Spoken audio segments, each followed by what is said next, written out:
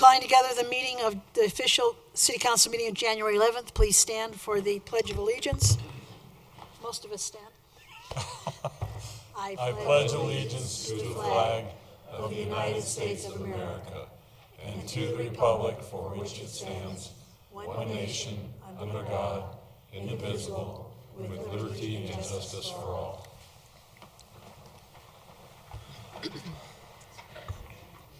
Roll call, please. Excuse me. Monica Duran, Here. Zachary Urban, Present. Christy Davis, Here. Janice Hoppy, Present. Tim Fitzgerald, Here. George Pond, Present. Genevieve Wooden, Present. Larry Matthews. Present. Madam Mayor, we have a quorum. Thank you. Minutes of December 14th. Are there any changes to those minutes? If none, then they stand as presented to us. I don't believe we have any proclamations or ceremonies tonight. Moving on to citizens' right to speak. Was there a question there? Nope. Mayor, we had one award. We were going to recognize somebody for an award. Oh, okay. I don't have it in front of me. I usually do, unless I ate it. You say we do? Thank you.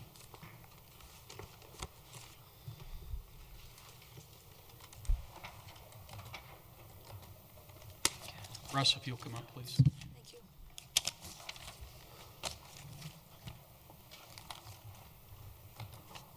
I'm sorry, Mayor, there was a miscommunication between me and my boss, but we wanted to recognize Officer Russ Henze here tonight. Of course. So, since he's here, if you'll bear with me, please.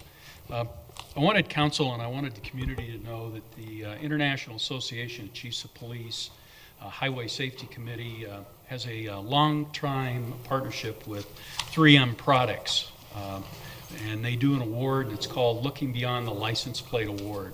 This is a national award program that recognizes law enforcement officers whose observations of license plates have led to the arrest of suspects or to the solution of crimes.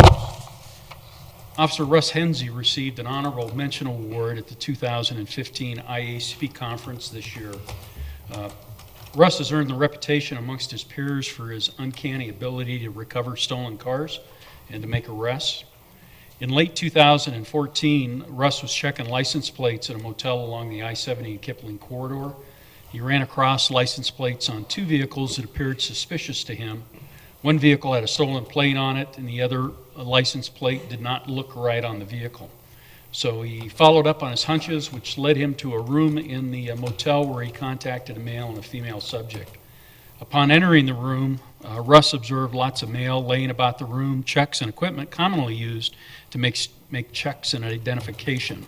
It was obvious to him that he had come across an identity theft group and a fraud operation. Russ detained the subjects and called detectives. He subsequently learned that both vehicles were stolen. The case subsequently became a metro-wide investigation with over 80 identified victims and over $160,000 in thefts that were made. His case was taken to the grand jury, and ultimately both subjects were indicted for their crimes.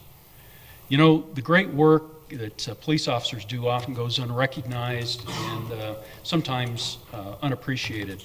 I felt it was important to tell you and the community about the exceptional work and recognition done by Officer Henze. He is the first Wheat Ridge police officer to receive an international award. As your police chief, I'm very proud of Russ and his accomplishment. It reflects positively on the work of your police department and the city as well. So I'd like to represent to Russ the 2015 Looking Beyond the License Plate Award Program, honoring Officer Russ Henze of the Wheat Ridge Police Department in recognition of law enforcement officers whose observations of license plates result in the apprehension of a suspect or a solution of a crime. This is from the IACP, the Highway Safety Committee, and 3M Partners.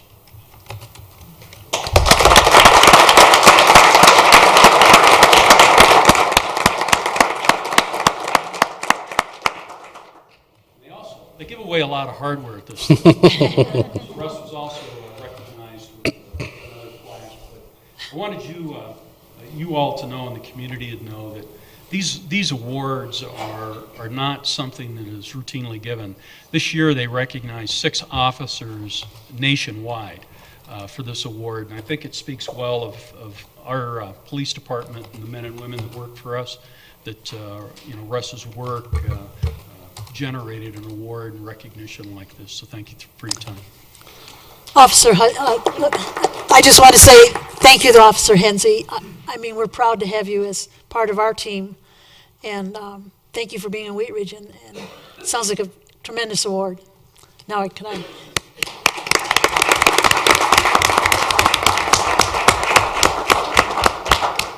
Wow.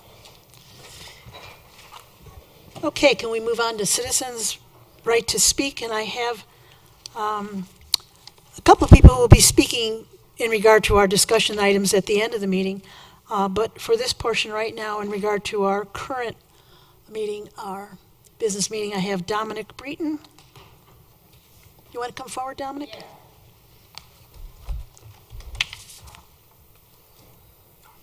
All right, so my name's Dominic Breton. I'm involved at the Wheat Ridge Grange. Do you need my address? Yes. Okay, Yep. 3645 Marshall Street. Okay, please.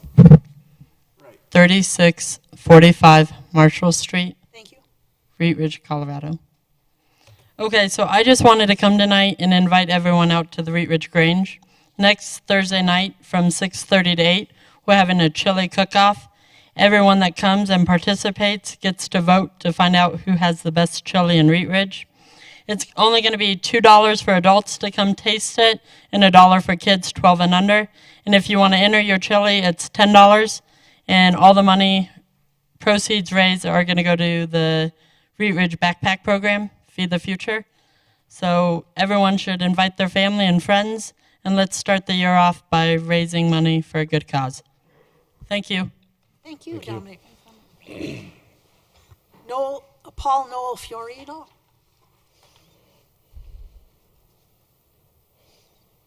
Good evening, Mr. Mayor and Council. I'm Paul Noel Fiorino and citizens. I'm here because my kids live here, my brother lives here. I've had a great history with Wheat Ridge. I've been run for public office now since 2006 and continuing as an unaffiliated candidate.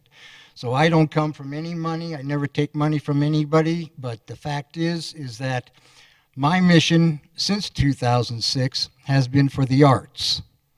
I'm currently president of the Golden Triangle Museum District from downtown Denver. It's not up here in Golden.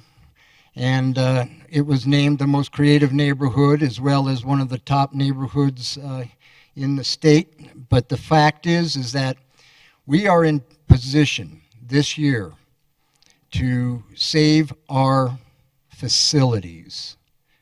And I mean our facilities for the arts. I've been working for a decade now to bring the arts from the precipice of they took away our Arts Council in 2005.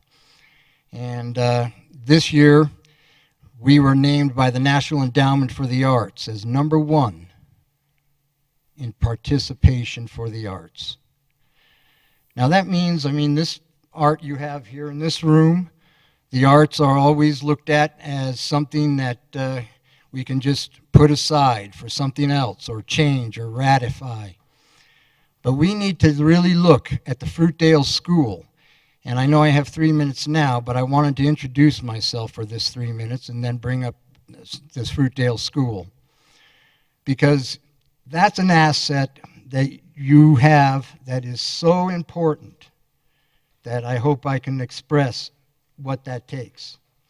I just recently worked with the city of Leadville on the Tabor Opera House. How many of you been to the Opera House in Leadville, Colorado? Okay, that just came out of private ownership, and the city of Leadville with the state of Colorado and the city of Denver in that fact, as well as, this township as well. I believe it has the capacity to be the state theater, and it is we had the governor up there this August 1st, and again, that building will be saved. And that is for all of us. The Denver Civic Theater on Santa Fe, another theater that was about to become a condominium. And I actually put money behind that to keep it from closing, and now it serves the Latino community as Denver and Colorado's premier Hispanic theater. We have an opportunity in Wheat Ridge, and I know you turned down the TIF, and I worked hard to keep that from happening too, because I don't believe those are for us here in Colorado. We saw what it did to California. But the opportunity with the Fruitdale School is next. Thank you very Paul. much. I have a post office box. Is that good enough? That's good. Janelle, would you like a street address? No. You're good? Okay. Okay, that's all we have on the citizens' right to speak on public comment. I'm going to move on to the approval of the agenda. Are any changes in the agenda? No? Okay. Yeah. Yeah, it's been requested to have the speakers for what will be our discussions after our regular meeting, to have those speakers at the first part of that versus waiting all the way through the items that are in that discussion area. That would mean for the STEM, Fruitdale, I don't know if the other one, if we have speakers for that, but we'll have you speak as soon as our regular meeting is over, then we'll go into discussion on those items in the order that they're presented here on our agenda. All right, let's go on then and move on to our regular meeting, starting with ordinance on first reading. That would be Christy Davis. Thank you, Madam Mayor. Council Bill Number 01-2016, an ordinance amending Section 16-113 and 16-114 of the Wheat Ridge Code of Laws concerning solicitation. At issue, a recent federal district court decision invalidated several provisions of the City of Grand Junction's panhandling ordinance. The court struck down the Grand Junction regulations that prohibited panhandling based solely on where or when the activity occurred or how many times the activity occurred, when there was no demonstrated safety risk. The Wheat Ridge Code of Laws contains several solicitation regulations that are the same as or similar to the invalidated Grand Junction regulations. After the court's ruling, Chief Brennan suspended enforcement of the city's solicitation regulations. This ordinance amends the Wheat Ridge Code to eliminate the local solicitation regulations that are likely now unconstitutional. Thank you. That is item 1, which is first reading, so we go ahead and have a motion on that. Okay. I move to approve Council Bill Number 01-2016, an ordinance amending Section 16-113 and 16-114 of the Wheat Ridge Code of Laws concerning solicitation on the first reading. Order it published. Public hearing set for Monday, January 25th, 2016 at 7 p.m. in City Council chambers, and that it take effect 15 days after the final publication. Second on that, please. Second? I didn't hear who seconded. Ms. Duran seconded. We can go ahead and cast your votes then. Well, this is first. Can we ask a question at this point or not? Sure. Okay. I have some serious issues with this, and I don't know if this is the appropriate time to discuss it or if we should wait till second reading, but I'm wondering if we could get some information from the city attorney on this. Well, we typically wait till second reading. These matters are legislative, so there's no public hearing notice problem with having whatever discussion you like. The tradition, of course, is to adopt ordinance on first reading and have all the discussion at second reading. Okay, It's up to I'll the wait till council. then. Good with that? Good, go ahead then, please, and cast your votes. Motion carries 8-0. Thank you. Moving on to item 2, Mr. Fitzgerald, once again, this is on first reading. First reading, Council Bill Number 2-2016, an ordinance repealing and reenacting Section 16-106 of the Wheat Ridge Code of Laws concerning loitering. The issue. Section 16-106 of the Wheat Ridge Code prohibits loitering in and around schools. This code section contains exactly the same language as a prior version of the state loitering statute. This prior version of the state loitering statute was invalidated by the Colorado Supreme Court in 1981. This ordinance amends Code Section 16-606 to mirror the language of the current valid state loitering law. Thank you, and a motion would be in order. I move to approve Council Bill 2-2016, an ordinance repealing and reenacting Section 16-106 of the Wheat Ridge Code of Laws concerning loitering on first reading, order it published, public hearing set for Monday, January 25th, 2016 at 7 p.m. in the City Council chambers, and that it take effect 15 days after final publication. Thank you. May I have a second? Second. Seconded by Ms. Davis. Go ahead and cast your votes.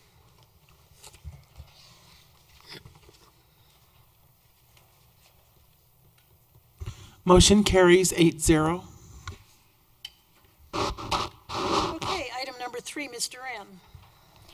Resolution number 01-2016, a resolution amending the fiscal year 2015 general fund budget to reflect the approval of a supplemental budget appropriation in the amount of $14,966 for city attorney fees. Issue: the 2015 budget for city attorney fees is $174,000. City Attorney Jerry Dahl provided staff with an update on his budget. Mr. Dahl estimates an additional payment of $14,966 will be necessary to complete outstanding legal issues for 2015. Typically, city attorney fees average $15,000 per month. However, code enforcement issues, smoking ordinance policy changes, and the November ballot preparation required additional legal support from the city attorney. Therefore, the 2015 budget of $174,000 has been expended, requiring a $14,966 supplemental budget appropriation to meet obligations in 2015. Any staff presentations or commentary? Not unless you have questions. The summary pointed out the things that are a little unusual this year. Election years are sometimes create a little peak. There are valleys too over the years. It's not that often I have to come for a supplemental. I think once every 4 or 5 years. And this is one of those years that there was a constellation of things that kind of piled up in 2015. Any questions? Go ahead and give us a motion then, please. I move to approve the resolution number 01-2016, a resolution amending the fiscal year 2015 general fund budget to reflect the approval of a supplemental budget appropriation in the amount of $14,966 for city attorney fees. And a second. Second. Seconded by Ms. Wooden. Discussion? Cast your votes, please. Motion carries 8-0. Item number 4, Councilmember Hoppy. Resolution number 02-2016, a resolution amending the fiscal year 2016 general fund budget to reflect the approval of a supplemental budget appropriation in the amount of $29,854 for the replacement of a Parks Department vehicle. Issue: Unit 300, a 2008 Chevrolet Colorado 4x4 pickup, was involved in an accident on August 10, 2015, and is beyond repair. Funding for the purchase of this vehicle requires an additional appropriation from general fund reserves. A Chevrolet Colorado 4x4 pickup is available at Dielenbach Chevrolet, Inc. of Fort Collins through the Colorado Price Agreement. The state bid price for this vehicle with options is $27,354. Outfitting this vehicle for use is estimated at $2,500, bringing the total cost of this vehicle to $29,854. Thank you. Any staff report or Only if there's any questions. Madam Mayor. questions? Madam Mayor. Look, I got two. Boy, they're hot. Go ahead. I have to Just look this over. for my information, do we self-insure our fleet? We don't self-insure. We're insured with CIRSA. It's a pooled agency that most municipalities and counties belong to in the state. Okay, so would not insurance be paying some of this? We do. Under fiscal analysis impact, we are receiving $10,800 from insurance. So this is just the upgrade, the difference then from the worth of the vehicle that Yeah. was hurt to the To a new new vehicle. cost for vehicle. Okay, Correct. thank you. Madam Mayor. It indicated that we only received $10,000 back as a reimbursement in that situation. Why was it only $10,000 and not the full value of the vehicle? Or Well, it was a 2008 vehicle, so it's only what the vehicle's worth. so when then that, It's not replacement cost. but then that $10,000, wouldn't that go to the purchase price of the new vehicle? It does, but we purchase the vehicle, then CIRSA reimburses us as a revenue, so we get that revenue. So it's essentially 29,000 minus the 10,000. We purchase the vehicle, CIRSA gives us a refund check of 10,800, which goes into the general fund revenues. So then why is it an appropriation of 29,000 and not like 19,000? Because we have to purchase the vehicle, and then CIRSA Okay, sends us the okay. check. That makes sense. Thank you. Basically. Madam Mayor? Yes. So, and then I just also wanted to say for those who haven't seen the report, there is a lot of research on the different prices of the vehicle, and they did do a good job looking for a good price, and then the prices on like the toolboxes and stuff like that is totally within line and within reason, so. Thank you. Any other questions? May I have a motion? I move to approve Resolution 02-2016, a resolution amending the fiscal year 2016 general fund budget to reflect the approval of a supplemental budget appropriation in the amount of $29,854 for the replacement of a Parks and Rec Department vehicle. Second? Seconded by Mr. Monica. Any discussion? Please cast your votes. Motion carries 8-0. That really concludes the business portion of our meeting, and we will now move on to the discussion items. And as mentioned earlier, we're going to start with public comment on the various items, and I believe we have speakers from both Fruitdale, or for the Fruitdale, not Fruitdale, excuse me, the foundation donation requests.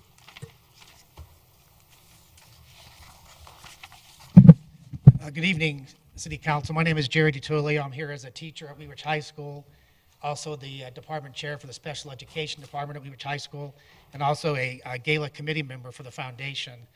We're going to have some students speak to you tonight. 2 students are speaking on STEM and STEAM, and then 2 students will be talking about the Curtis J. Gilmore Scholarship for the funding. And then we have Mr. Rip will be here to talk a little bit more about the foundation.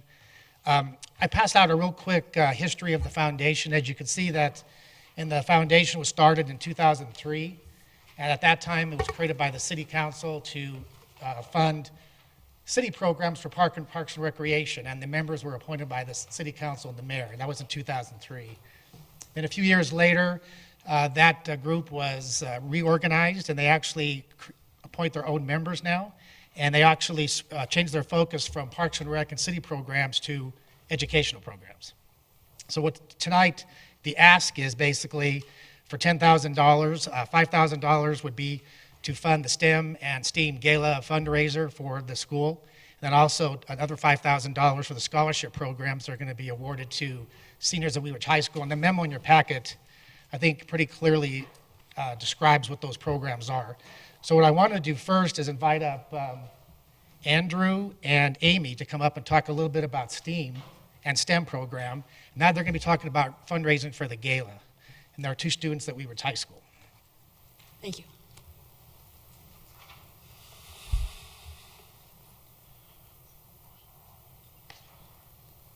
Thank you, Madam Mayor. My name is Andrew Miller, 3462 Moore Court, Wheat Ridge, Colorado. So I am a senior at Wheat Ridge High School. This is my 2nd year in the STEM program. I am the lead designer of our urban concept steering, as well as the head of our sponsorship category of the program.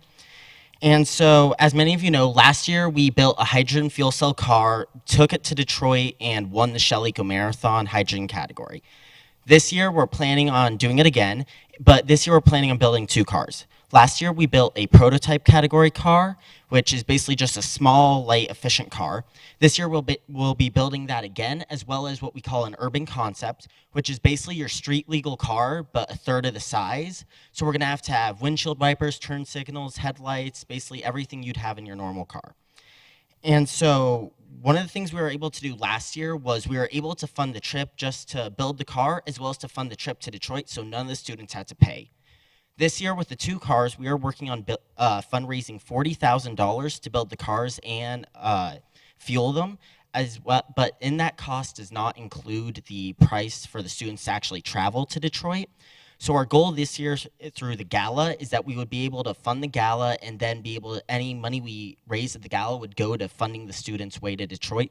So that way the students will not have to pay to go to Detroit, and they'll just be able to do it as kind of a celebration of building the car and completing it in time, and then hopefully repeating what we did last year and winning again. So thank you. Thank you. Andrew. Amy? Hi, I'm Amy Leisure. Do you need an address? Yes, please. 11342 West 28th Avenue. Be sure you're close enough to that microphone. Great, thank you. I'm a junior at Wheat Ridge High School, and I'm in the first ever STEAM class, which is STEM, but with the arts mixed in. So what we decided to do this year was to build a sculpture. And through help with our design team and stuff, we decided to make a sculpture of a tree being held up by a hand. And we're going to permanently place this sculpture at the Lutheran Medical Campus outside of the Oncology and Infusion Center, in hopes to display all of the hope and wellness that's going on inside of that building through our sculpture and through the arts. And so the money that we are working towards is definitely going to be used to work on materials to fund sculptures in years to come. Hopefully we will be able to make sculptures next year, and I'll be able to be a part of it again for another year. And so this year we are working to cover wood with fiberglass to make it more durable to be outside. And so we have worked with the Lutheran Medical Campus and NREL to work on some funding for that. However, we do need more to ensure that we're building not only a stable model, but also one that will be there for years to come. And this week what we've been working on is we're actually making a quarter-size model, which is pretty exciting to see something that goes from just being 2D on a piece of paper to being 3D. And we're working with our engineer from Martin Engineering to make sure that we have exactly what we need to be working on to have the sculpture stand up. Thank you. Thank you, Amy. Thank you. So the next 2 students are seniors, and they're in the program. They're looking for their Curtis J. Gilmore Scholarship. And so I'm going to ask Jamie Sabato and Alex Dolan to come on up, and they're going to give a few points about being seniors at Wheat Ridge High School and what they've learned and what their goals are with the scholarships if they're awarded. These are candidates. They haven't been awarded a scholarship yet.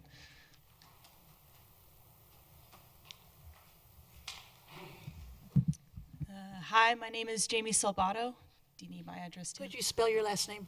S-A-L-B as in boy, A-T-O. And your address? 6570 West 46th Place, Wheat Ridge, Colorado. So, I'm here to tell you about my education I have received at Wheat Ridge High School. First, I will tell you about my disabilities. I have dyslexia and ADHD. With these disabilities at school has been very difficult for me. For the past 4 years, I've been working my hardest to pass my classes, but it wasn't just on my own. I do have my teacher, Mr. DiTullio, to thank for that. And for the time I've been over at Wheat Ridge, I've had an IEP, an individual education plan, that has always been set for me, but as you know, it is not something that most people would think that would hold me back. It's actually been helping me to excel in my courses. And because of my IEP, I am able to be accepted into Warren Tech over at Red Rocks Community College. And I have enrolled in the welding program for the last 2 years.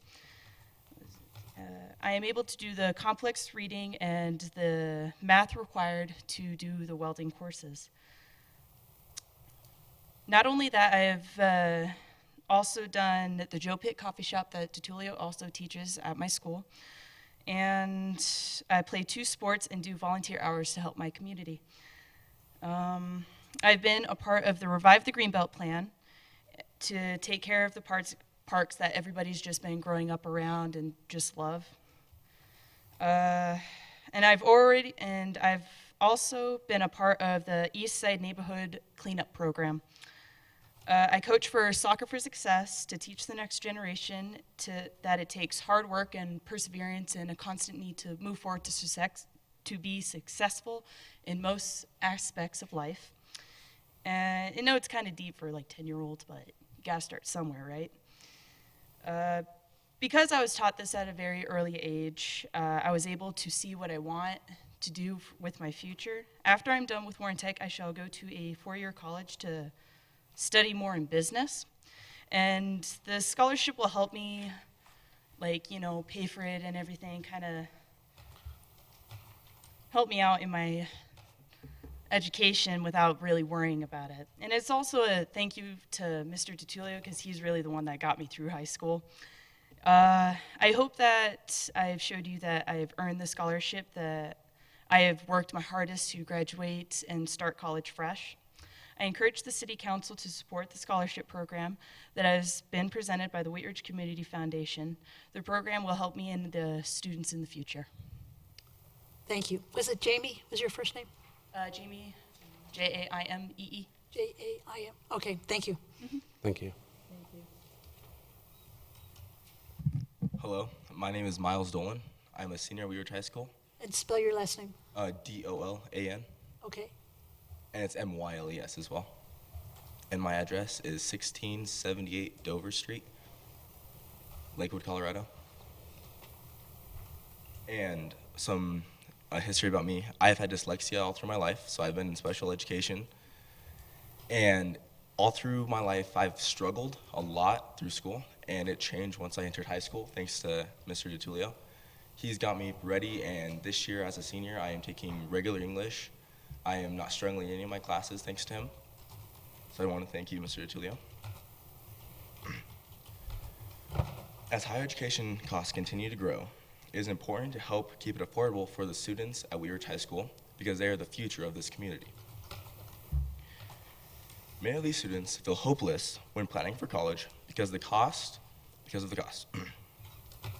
48% of Wheat Ridge High School is coming from low families with low income rates.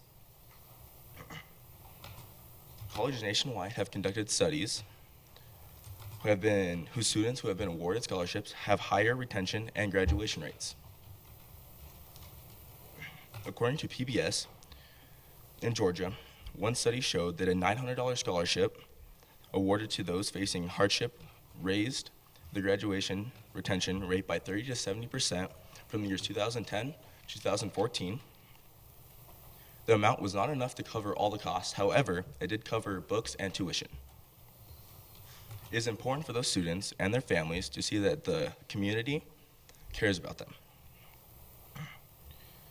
Students who believe will be successful only for themselves. However, if the city is there with them, they'll feel a lot more engaged. Being a fan at a game isn't enough. When the opportunity presents itself to be a part of the game is when it truly comes into play. And that's what you guys have the chance to do, is contribute to the students' lives and give them a chance. So now I'm asking you to be like Freddie Symark and dedicate yourselves and inspire the students to encourage themselves to go into college. I ask you to believe in me and my classmates and the future farmers to go through high school, to make the possibility and to work hard to get, and who have worked hard to get there. Thank you very much. Thank you. So we have a lot of students like Alex and Jamie and Amy and Andrew at Wheat Ridge High School coming up the ranks, and we have a lot of seniors this year that could benefit from this program. And like I had mentioned, the $5,000 for the STEM and $5,000 for the leadership Curtis J. Gilmore Scholarship, if you take the $10,000 and divide that by the 30,000 people living in the city, it's about 33 cents a person to fund this. But our goal is, like I said, Jamie and Alex are seniors, but they're candidates. They haven't been awarded any scholarship yet. They came in tonight Actually, it was a good idea for them to come in because they had to practice for their capstone and speaking in front of a crowd, and I could tell they're nervous, but so this is good practice for them. So to wrap it up, Mr. Rip wanted to come forward and talk a little bit about the foundation and probably about the gala and what's going on with that program.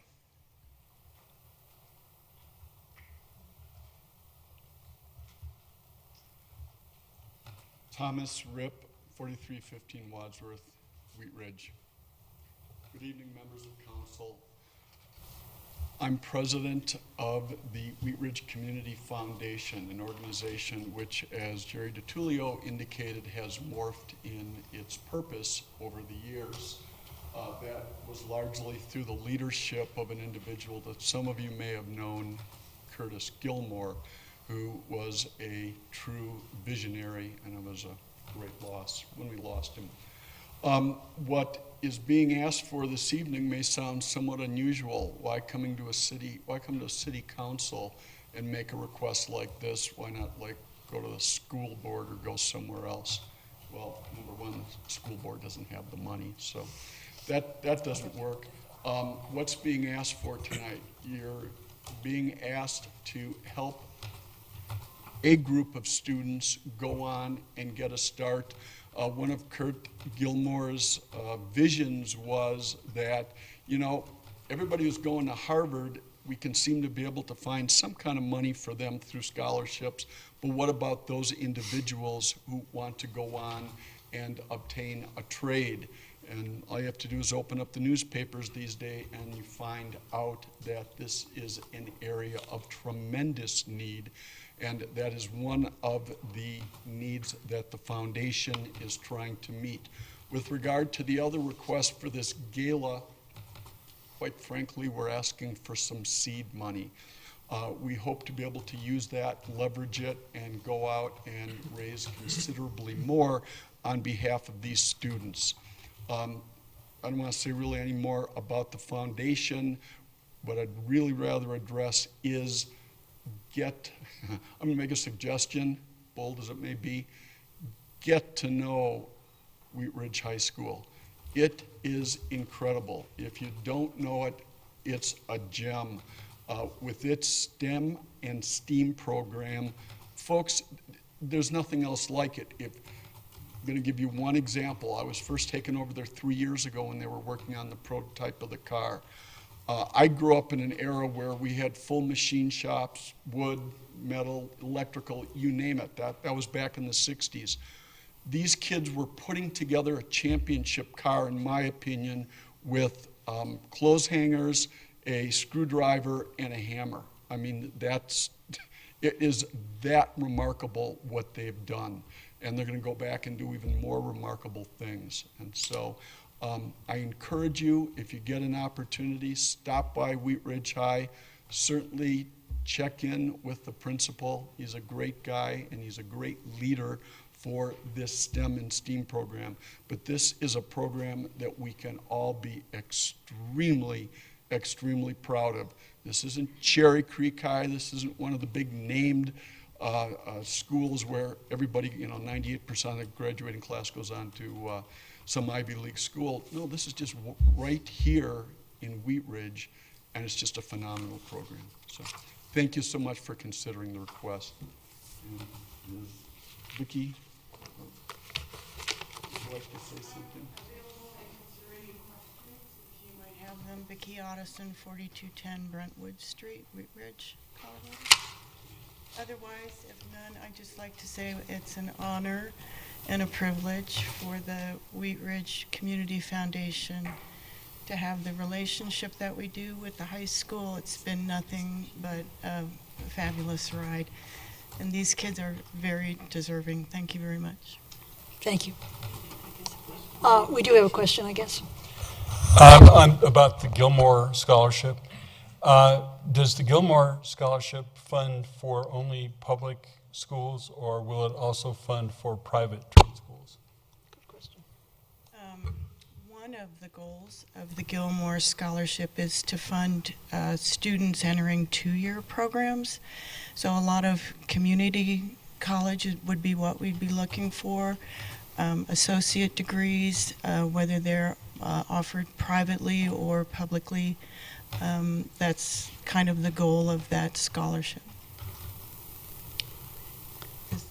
Does that answer it? We have one other question. And could you speak more into the microphone? Sure. Thank you. So I have just a couple of quick questions on the foundation. Actually, I went to school with all the Gilmores, Laura and Ann, and grew up with them. We all played softball together. But anyways, a couple questions. Have you guys talked to any other foundations? So, like, I know the Zarlingo Foundation is Zarlingo's a lot of Wheat Ridge graduates, and their foundation is specifically for like reading disabilities and those types of things, and that's purely what their foundation is for. So I would recommend that you talk with the Zarlingo Foundation, because they are a Wheat Ridge family, lots of Wheat Ridge grads. I know Bob Zarlingo very well. Yeah, so I would talk to Aware of Bob, his Jerry, and those guys. The other thing with that also, in terms of dollars, just to help fund it, is the Community First Foundation, which used to be the Lutheran Foundation. Have you guys talked with them? Because again, there's, that used to be Lutheran's Foundation, and after the sale of Lutheran and stuff, they've turned into the Community First Foundation. I would recommend that. I would recommend that would be another foundation, prominent and rooted in Wheat Ridge, to support you as well. Right. We do engage in grant writing to other foundations, and so we'll look anywhere in terms of trying to grow the organization. As they say, the needs are many, but often the resources are few, and so that's Yeah, I think the Community First would be a good group, and Zarlingo. I think both of them, because of their roots are very deep into Wheat Ridge. So I would recommend right. those two. We have talked to them once before, and we're always happy to go back. But thank you. That's an excellent suggestion. A question over here from Ms. Hobby. So first off, thank you to the students who came up and swallowed the butterflies and did their presentations. I really appreciate it. I know it's hard work to be up at that microphone. And then second, I know for your car last year, you guys had some of the local businesses that sponsored you, and I'm just kind of wondering, have you also gone to them to kind of do some sponsorships with them, and who are those businesses that you spoke with again? So every business that supported us last year has renewed. So just off the top of my head, I can't remember exact names off the top of my head from Wheat Ridge at least, but every one of their sponsors this year that is brand new is Medved has sponsored us this year. So we are expanding as we keep looking around. We're talking to new companies, and as we meet people, they may not be sponsoring us, but they're actually putting us in contacts with different businesses. We have been in contact with many businesses in Wheat Ridge. Many of them have already stepped forward and helped us in one way or another, whether it's financially or in other ways, because for us, we're trying to do it financially, but also we are looking for companies to help us with just guidance and kind of examples of what they do. And so we do occasionally will have people from the community come to us and give us presentations on what they do. So that way we understand that what we're doing is engineering, but also here's what another side of engineering looks like in the real world and how they have applied their degrees to work in the real world. So. Awesome, thank you. I'm glad to hear that you guys are maintaining your relationships and also going out to find other ones, so thank you. That was very brave of you, and thank you. You did a great job. First of all, I wanted to say there's on the memo that you received from the foundation in the packet, there was a couple of corrections. It mentioned 2015 scholarships. These are actually going to be awarded in 2016 in May. And if we hear back from the city soon, we're probably going to extend the deadline for the applications to April, according to Vicki. So if we know something that's going on with the city, that there's going to be some funding or partial funding or full funding, then we will open it up to a longer time frame for kids to apply. And I just wanted to see if you could give a round of applause to all the students who spoke tonight, because I know they're nervous.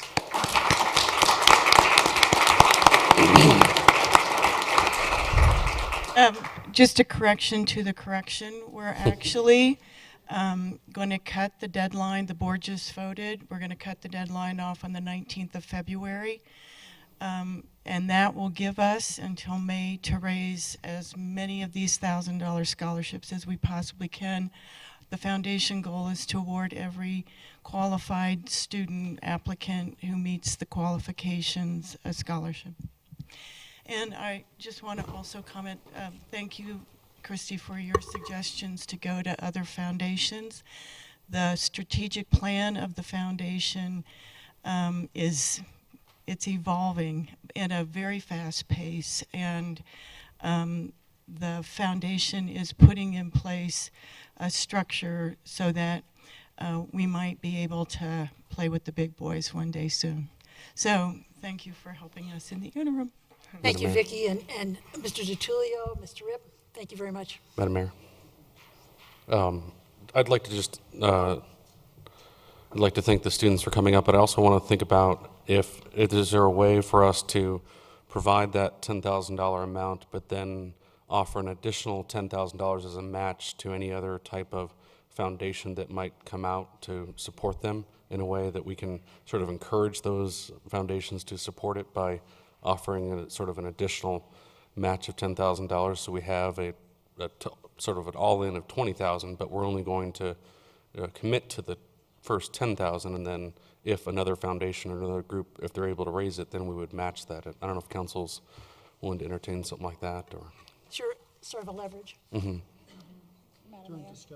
We can discuss that Okay. as we get to that point. All right. Yeah.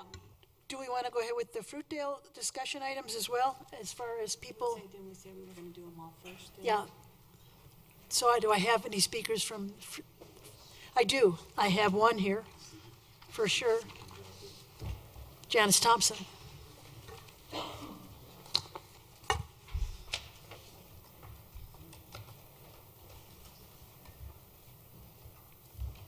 Hi, I'm Janice Thompson, 12290 West 42nd Avenue, Wheat Ridge, Colorado.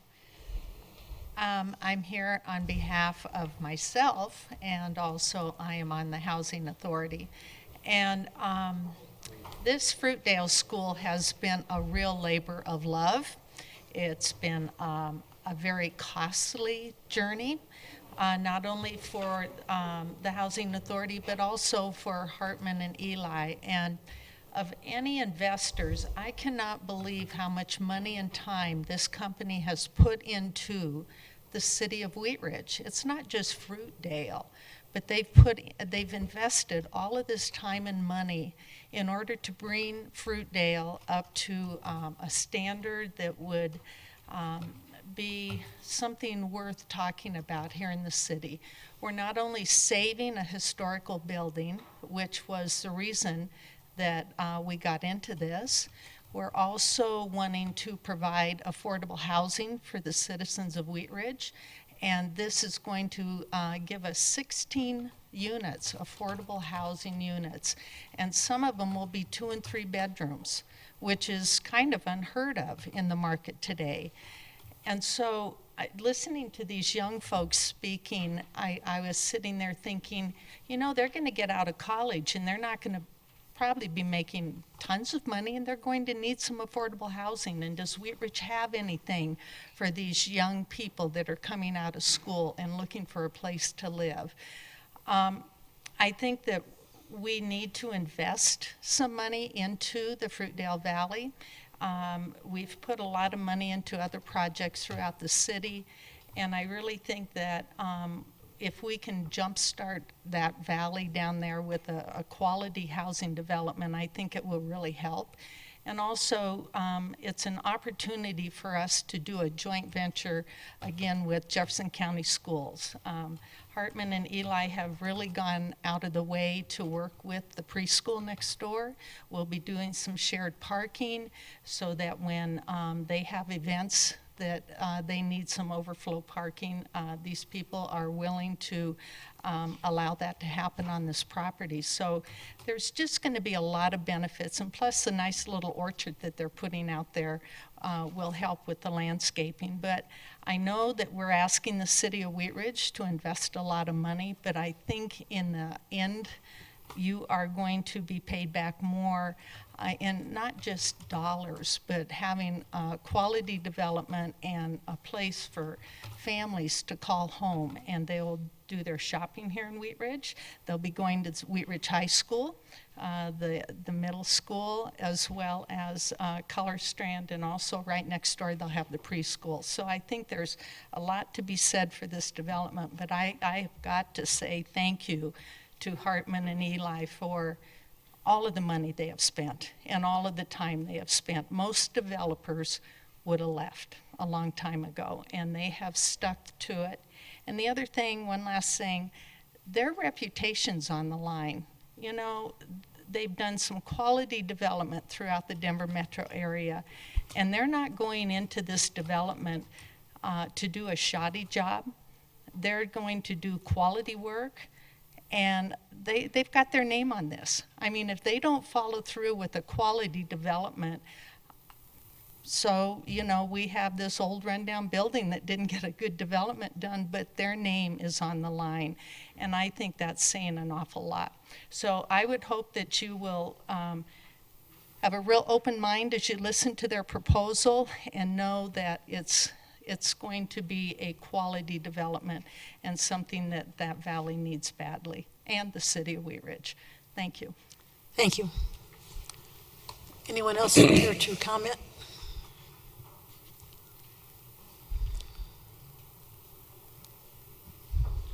I'm back.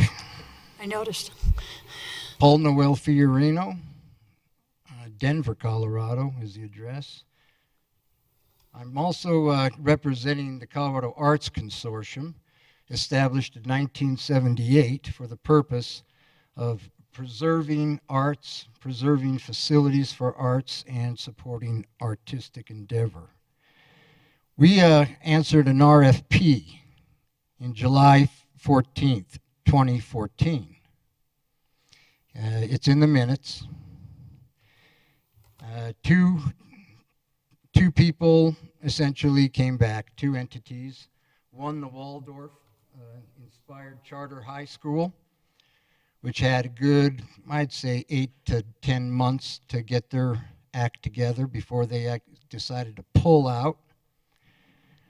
The Wheat Ridge Education Center for the Cultural Arts and Humanities was also proposed. And on behalf of the Colorado Arts Consortium, but also Claudia Worth and Deborah Bowling, who worked extensively on this proposal. And so we came in under the wire. When you were asked, the deadline is here. Now, we have not been given our due diligence to look into the possibilities for this educational center, which will stay in line with the recluse or the 1890 agreement that this property would maintain educational purposes. Affordable housing is not education, folks. Affordable housing is needed desperately everywhere. And it's not happening. It's not happening for the people that really, really need it. But my point is that these kids here standing up to look for 10 grand as seed money. And our proposal just asks that you let the investment of Wheat Ridge of $248,000 would be granted. And I understand this organization is asking over double that, if not, 3 times that when it all comes down to it. So I'm here today because Providence, but because of the fact that I have been dedicated my life to trying to save theaters. The Vogue Theater on Pearl Street, a condominium for 6 people. Okay? Parking was a problem, sure. We got tremendous parking here at this facility. This facility, for that amount of money, with the volunteerism that is involved in arts organizations, with your own committee for the arts alone, with your own heritage society alone. And they have demonstrated through the Bauhaus and other fine institutional savings here. But this is the Buell. This is the Temple Hoyne Buell building designed by the man who brought me here in 1955. I don't know if that means anything to anybody anymore. But this school was designed by the man that brought my father to Colorado. And I have been, you know, just, again, involved with this situation for several years now, and we have not been given our due diligence. Sure, I'm here to see the new proposal, but we've been jumped over, folks. And so we need to look and revisit the opportunity that this community has to give seed money. You've already invested $248,000. In historic Denver gave you that money. And so I'm representing that as well. So preservation money is very important. And you know we have the arts all around us. I'm an instructor for many years for Lakewood City right now. That's my job. Arvada Center just got off the dole so they can run their own operation now and get their own nonprofit. But when we're asking for seed money from former mayors, for students that have won with a car, I'm asking for seed money so that we can generate the Wheat Ridge Educational Center for the Arts and Humanities right here in Wheat Ridge. And you're looking for, you know, something to put you on the map? This is it, folks. This is your year, because I'm going to be pushing this. This is my issue now. And I've come here, you know, to this city council meeting to let it be known that we still have an RFP sitting on your desk. And it's right here. It's right here on the internet. Just dial up Fiorino Fruitdale. Or dial up Wheat Ridge with the opportunity, excuse me. The only actually written proposition that we're looking at here is the one in our, is there something that? That is true. Tonight there is one applicant that the Housing Authority has chosen to do its due diligence on, and if that happens to not move forward, Housing Authority will have to look at other options. So at this point, we're only looking at the one option and making any kind of a decision around that? Correct. Okay. But we have still been jumped over, you understand. We have not been given our chance to give our presentation. I believe there was a full process. I'm not with Housing Authority, maybe Ken can speak to it, but there was a full RFP process, and the Housing Authority Board, who you appoint, evaluated each RFP, and they chose to move forward with one over the other. Which is the only one that they have therefore presented to At this point. At this point, okay. But this one did not come in under the wire, under deadline. We're talking about transparency here, folks. We're talking about deadlines. We're talking about due diligence on the legal matter here. And, you know, again, excuse my forwardness, but, you know, this is what it takes to save our buildings from turning into housing for 16 people when it can turn into a cultural education center for literally millions and raise millions. I think that, thank you. We appreciate your coming and speaking to us about this.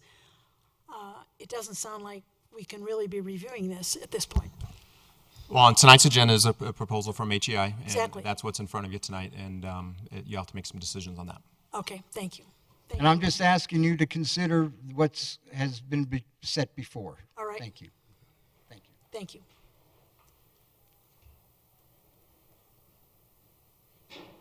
Is this on Fruitdale? Good evening. My name's Britta Fisher. I'm a resident of District 1, and I don't know all of the details about tonight's proposal, but I wanted to simply state that it's great to see the city show some interest in attainable and workforce housing. That's a real need in our community, and it's nice to see some potential investment in that area. Whether this is the right building and the right deal, that's for all of you to decide, but I just wanted to continue to encourage you to look at investments in affordable and workforce housing. Thank you. Thank you. Any other speakers on this subject, on this item? Nope.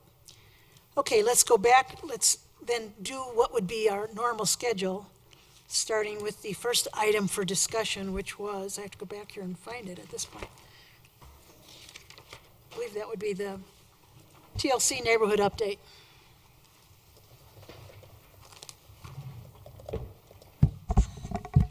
Good evening, Council, Mayor. I'm Jim Lorenz. I'm Division Chief at the Police Department, and I'm in charge of patrol. We wanted to present to you an update on the TLC neighborhoods that we've worked on over the past year, and give you some recommendations for 2016. So the background on this is that Council identified code enforcement as an action item during the 2014 City Council retreat. And they asked us to come up with, in partnership with Community Development, Public Works, Parks and Rec, and the Police Department, we came up with some ideas to present. The idea that we had come up with was the TLC project we call TLC Neighborhoods, and that stands for Traffic Safety, Life Quality, and Crime Reduction. I'm sorry, Jim. That's okay. I just want to make sure she's okay. Our injured council member needs to get something to put her foot on. So we came up with 3 approaches at that time. One was to expand the part-time community services team strategy. As you recall, we had 7 part-time community service workers. We asked that 2 of those become year-round instead of seasonal, and we assigned those 2 part-time officers to work specifically with these Wheat Ridge neighborhoods. And the second approach was the problem-solving strategy approach, where what we're doing is using data-driven approach to address nuisance code violations. We collect that data from calls for service, service requests, observations, and then we target specific areas, which is the third approach. That is, we want to try to identify specific neighborhoods where we think we can do some good, rather than in the past few years, we've kind of had maybe a shotgun approach in the city to try to get small areas, small neighborhoods or block-long streets and try to bring those into compliance with code enforcement. So our new strategy was to identify some neighborhoods, some larger areas that we could really make a difference in and devote all of our proactive efforts in those areas. So we started with an education and outreach to the neighborhoods. We did systematic code enforcement inspections, and then we encouraged the public and private investment through the city's capital budget grants and loans for private property that came through Local Works, formerly Wheat Ridge 2020. So the neighborhoods that we worked on over the 2015 were what we called Clear Creek Station. That was Harlan Street.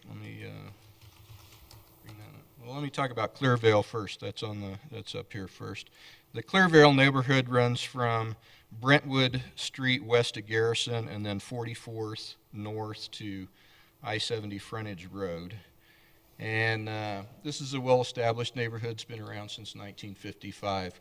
527 residences. And as you can see on our our chart here, well, we went in and did an assessment on all of those properties within there, all 527 of them. And we identified 85 properties that had violations. We worked with those properties to come into compliance. We ended up writing 99 warning notices. This was, you have a code violation, and we ask you to come into compliance.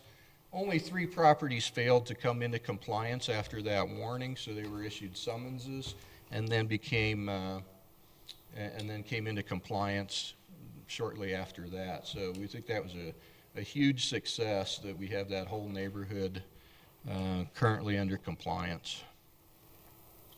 The other neighborhood was the Clear Creek Station neighborhood. This is Harlan Street west to Pierce, and then 44th Avenue north to 48th Avenue. And that was 481 residences. We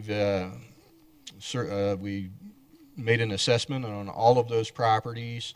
We wrote 81 warning notices, and we had 78 come into compliance just on that warning. This is in line with our code enforcement process, the way that we're doing the administrative citation process, is that we get really good compliance just on those warning notices. We're getting about 85% compliance just on a warning.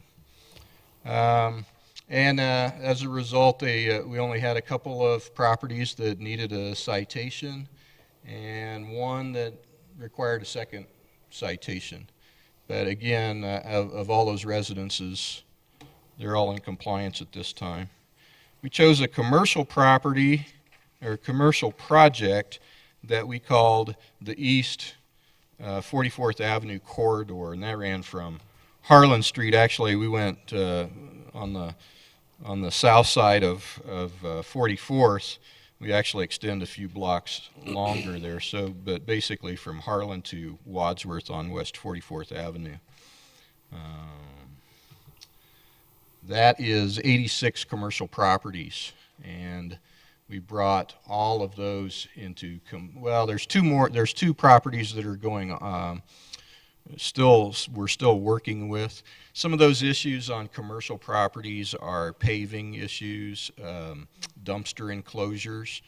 Dumpster enclosures, we allow a year for people to come into compliance on those because it requires building a structure. And paving issues can be expensive, and they're also, this is not the greatest time of year to pave. So we're still working with those properties, but if you've been down 44th, you probably recognize that it's looking pretty good. So for 2016, we did this kind of as a, I don't want to say an experiment, but we did it to see how is this going to work, and is our concept going to work. We think it went pretty well. We need to still collect some more data. I'd like to bring you data about how it's reduced crime, and I just don't have those kinds of numbers yet. It's going to take a little more time to figure those kinds of things out.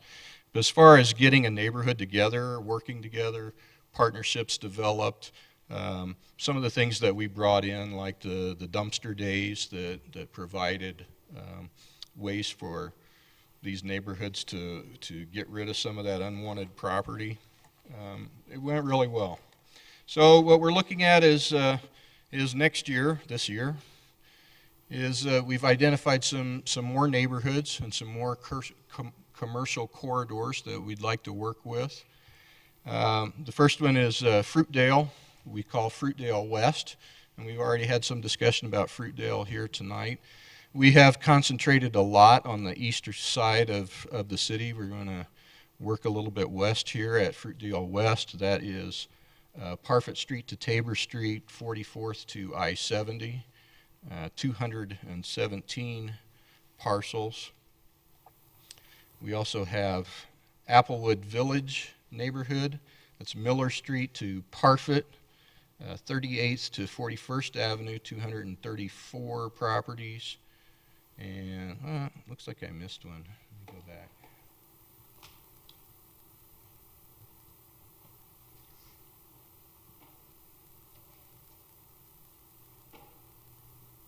about that. I missed Fruitdale East, which is Miller Street to Parfit Street, 44th to I-70.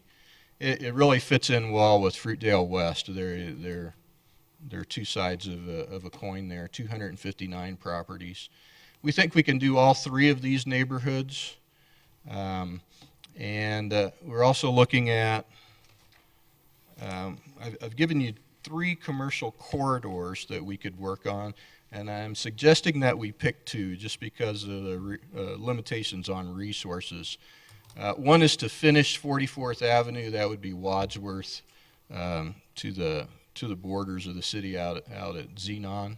That's 152 parcels.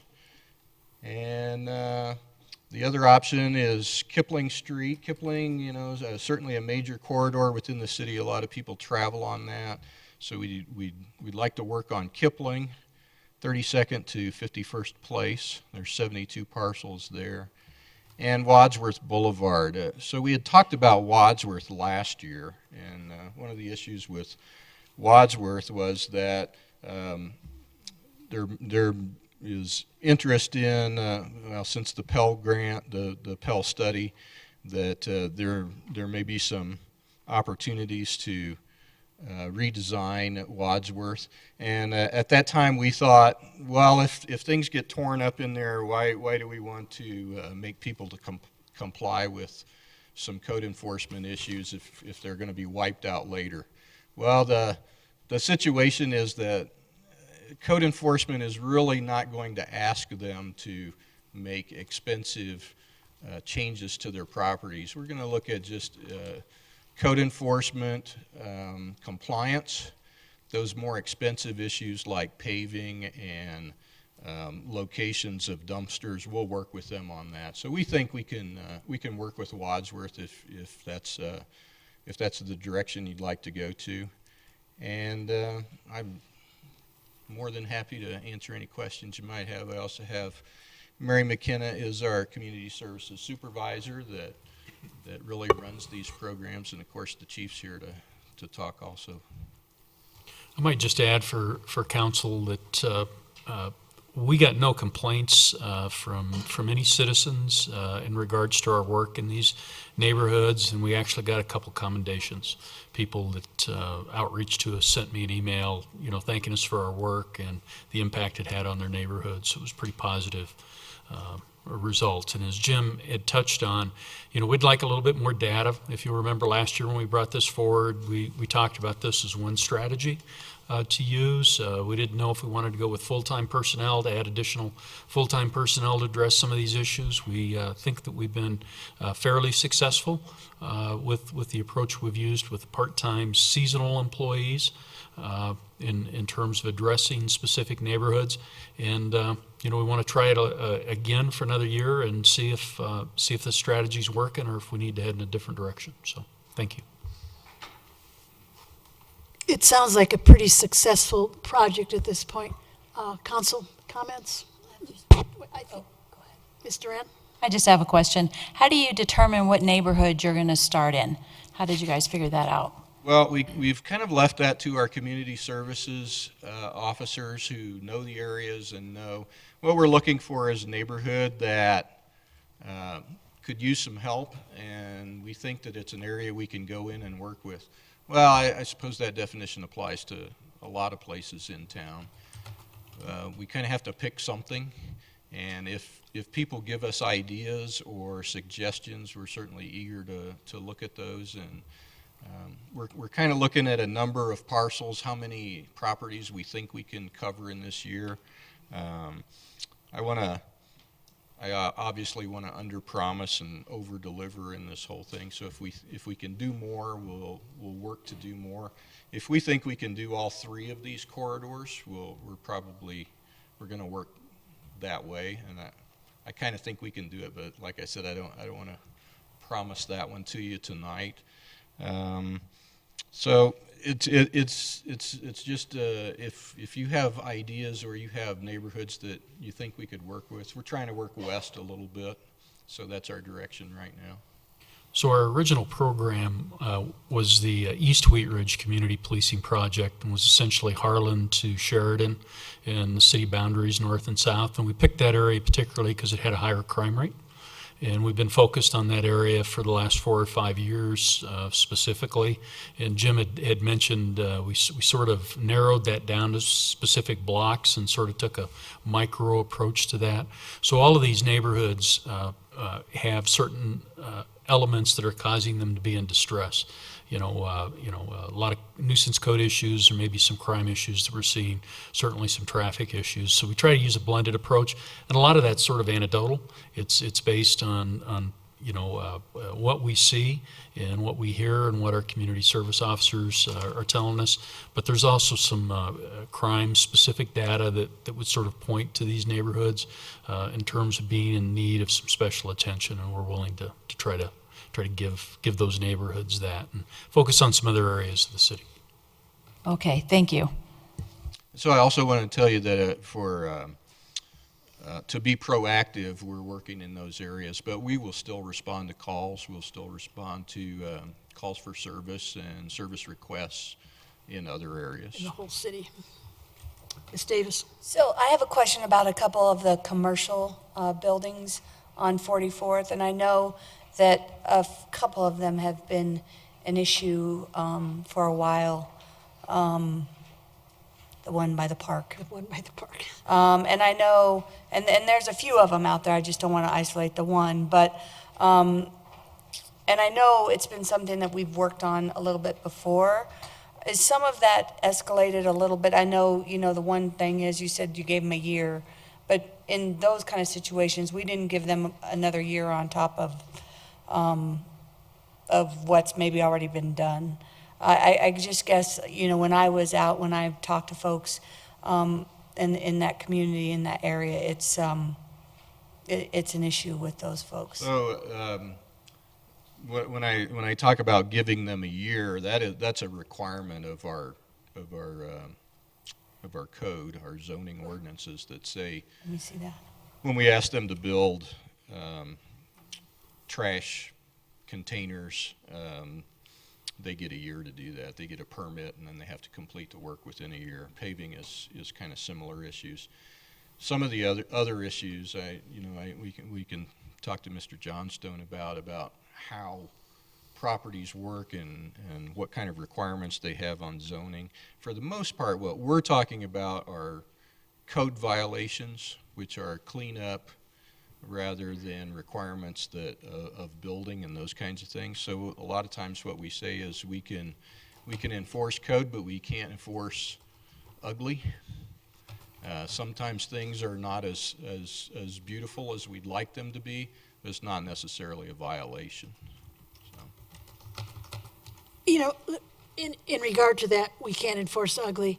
On those commercial properties, I think making them aware of the business district or the Wheat Ridge grant program that we have for signage, painting, and I believe landscaping could be a valuable tool for you to mention, and I'm sure you could get.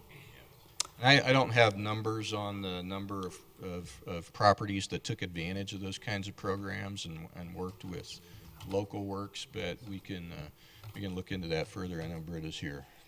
She was here. Britta's still with us. Yep. And she's been working with a lot of those properties. I'll just follow up separately on a couple things.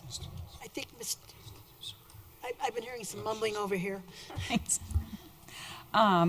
So just to follow up a little bit with what Joyce was saying about the Wheat Ridge Business District and the grant programs, we can definitely get marketing materials to you for that. I sit on that board. And then another question that I have is, when it started as the East Wheat Ridge Block Policing Program, and you guys didn't do mostly code stuff, and you guys did also the dumpster days, and then am I remembering correctly that you guys also kind of identified kind of like block leaders, did some block party kind of stuff with that, and kind of not only helped with like cleaning up the code violations, but then like creating community in that piece? Is that kind of the pieces that you were doing with that? That's certainly the process we go through. We start with going into the neighborhood, knocking on everybody's door, talking to them about what's available. Try to encourage people to be involved in Neighborhood Watch, to develop block captains, to let us know what's going on in the neighborhood. East Wheat Ridge was definitely the prototype for all of this, and we still work in the East Wheat Ridge and do our bicycle patrols in there. We're still alleys are, in the east side of the city, we have specific issues with alleys a lot of times. So we have to keep our diligence in on East Wheat Ridge in those areas. These areas that we did in 2015, Clearvale and Clear Creek Station, they're a little more self-sustaining. They've been done pretty well there. So do you guys plan on continuing then that partnership with Local Works, and you had some other ones that you had listed here that you had partnered with? Do you plan on continuing those partnerships and trying to bring those, not just the citation pieces to these new places, but also the community pieces? Right, absolutely. The other thing that we try to do, besides Local Works, is lots of times we'll run across seniors who aren't able to take care of the properties. And so we work with Brothers Redevelopment and some of the other nonprofit organizations that will go in and help clean up properties. We've got contacts with a couple churches that will provide volunteers, those kinds of things. We're really proactive on that end of it. And as you can see from the slides that Jim presented, I think there's less than 10 citations at all of those properties that were issued, and I think that just speaks volumes to this sort of community policing approach to dealing with those issues. Councilman Matthews. Two questions. I'll keep it simple, but out in my district, as I was walking through my districts, we have a problem out in District 4 with a lot of rental, and specifically absentee landlords. Do we feel like we have, and I'm kind of a man's home is his castle type of guy, so I don't want to come down hard on homeowners necessarily. But if a gentleman's out here or someone is out here making a profit off of a piece of property, I expect him to keep that property up. In general, do we see a need to look at some kind of upgrading in especially absentee landlord regulations? And in general, do the regulations that we have right now have enough teeth in them? Oh, you want to take it, or I will? Yeah, we talked about that. You can take that one, Chief. I guess I would say, we work with both rental property.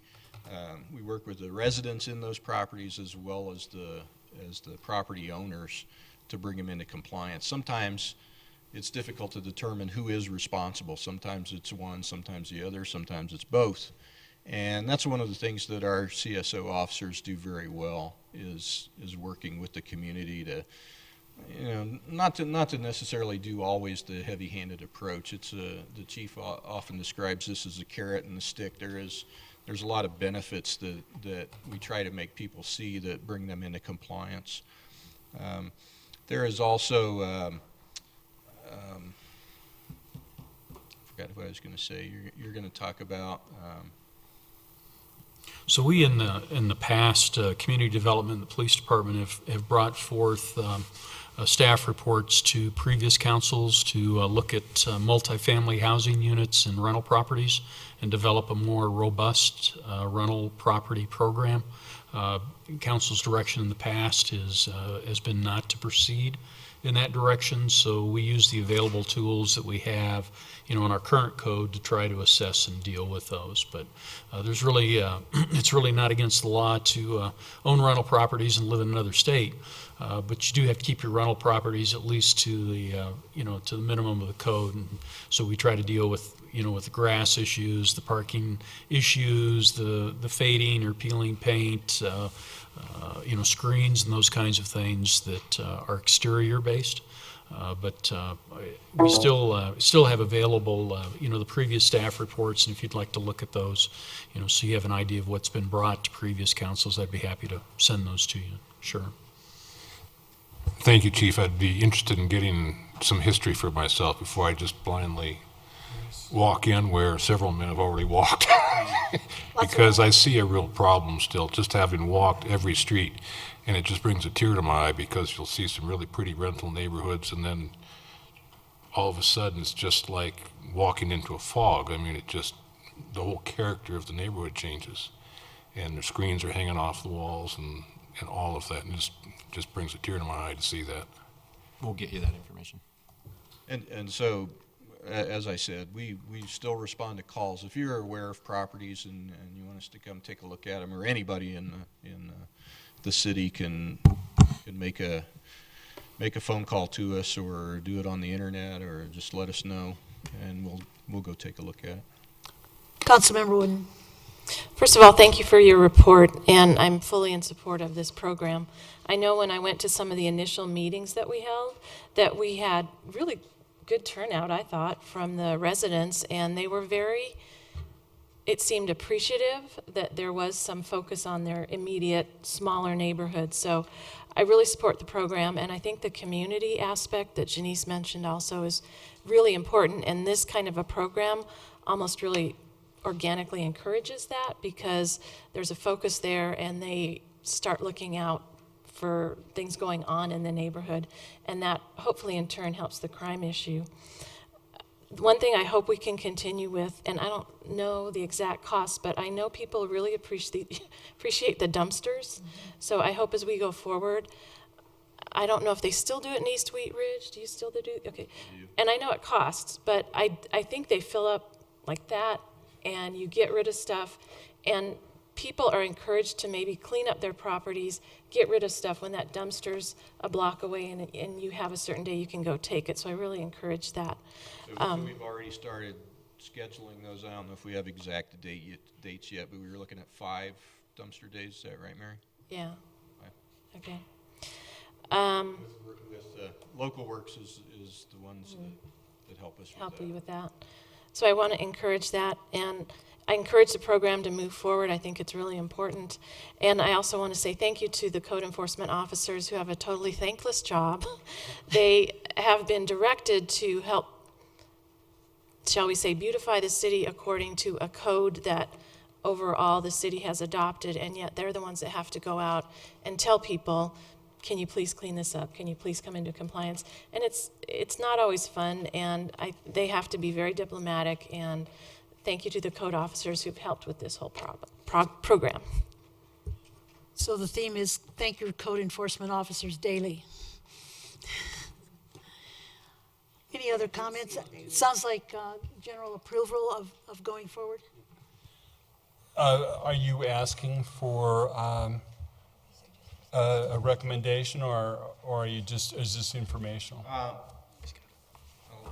certainly listen if you, about we'll give you 3 options on corridors if you want to pick 2. Okay, well, that's what I want to say. I really like the idea of focusing as you have done in the past, and I would say that it would be better to forget Wadsworth right now because it's going to be a couple years before anything actually happens on Wadsworth. And I think it would be wise to really concentrate on Wadsworth holistically once construction begins to happen. So I would say if you have to give up one of the areas, that would be the one I would suggest. Anyone else thoughts on that? Ms. Hoppy? I actually would think differently because it's one of the main arteries into our city, and so it really needs some work. But the construction on Wadsworth is not scheduled to start for several years, right? Probably, 18, 19 timeframe. So, I mean, in the meantime, we shouldn't let it, slide while we're waiting for the construction. It's kind of how I feel about that. Mr. Pond has got his hand up. I think the order in which they're laid out is the order in which I would take them, and the reason is that you're already working on 44th, certainly by doing Fruitdale East and West. So I think that it's that one for sure makes sense because it's complementary to the work that's going on in some of the neighborhoods. I don't disagree that Wadsworth is important, but I'd still probably put, if we're kind of focusing on these chunks to the west, I'd probably focus on Kipling before I did Wadsworth. But again, I don't disagree that Wadsworth is important. I just think that the order in which these three are presented is the way I would recommend taking them for what it's worth. And Mr. Matthews? Do you have a projected time frame out for when you've got a chance to have made one complete pass through the whole city and it's time to go back and start again? I mean, do you have any idea of just it's going to take us a couple, 2 or 3 years? Or? One of the problems is that as the more we do, the more we have to maintain.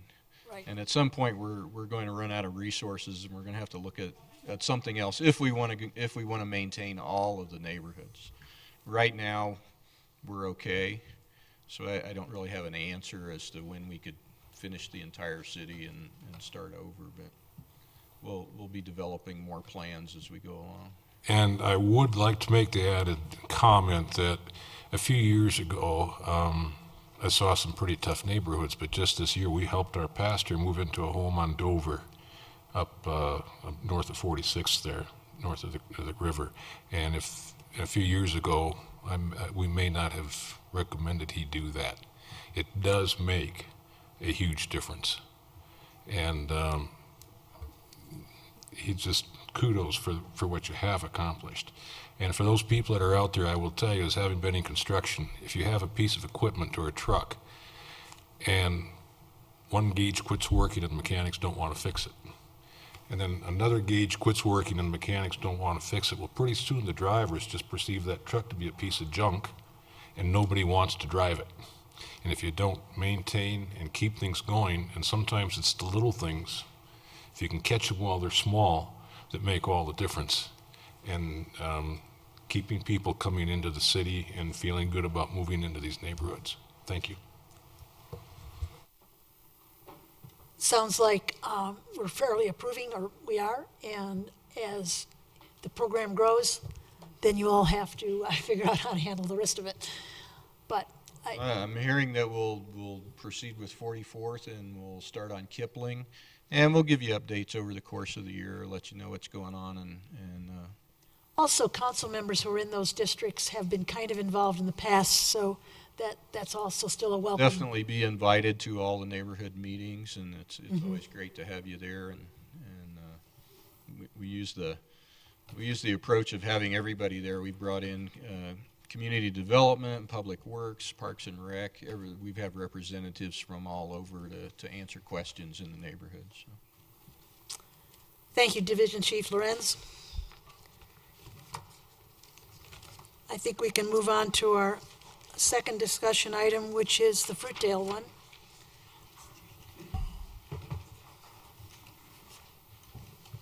Mr. Johnston.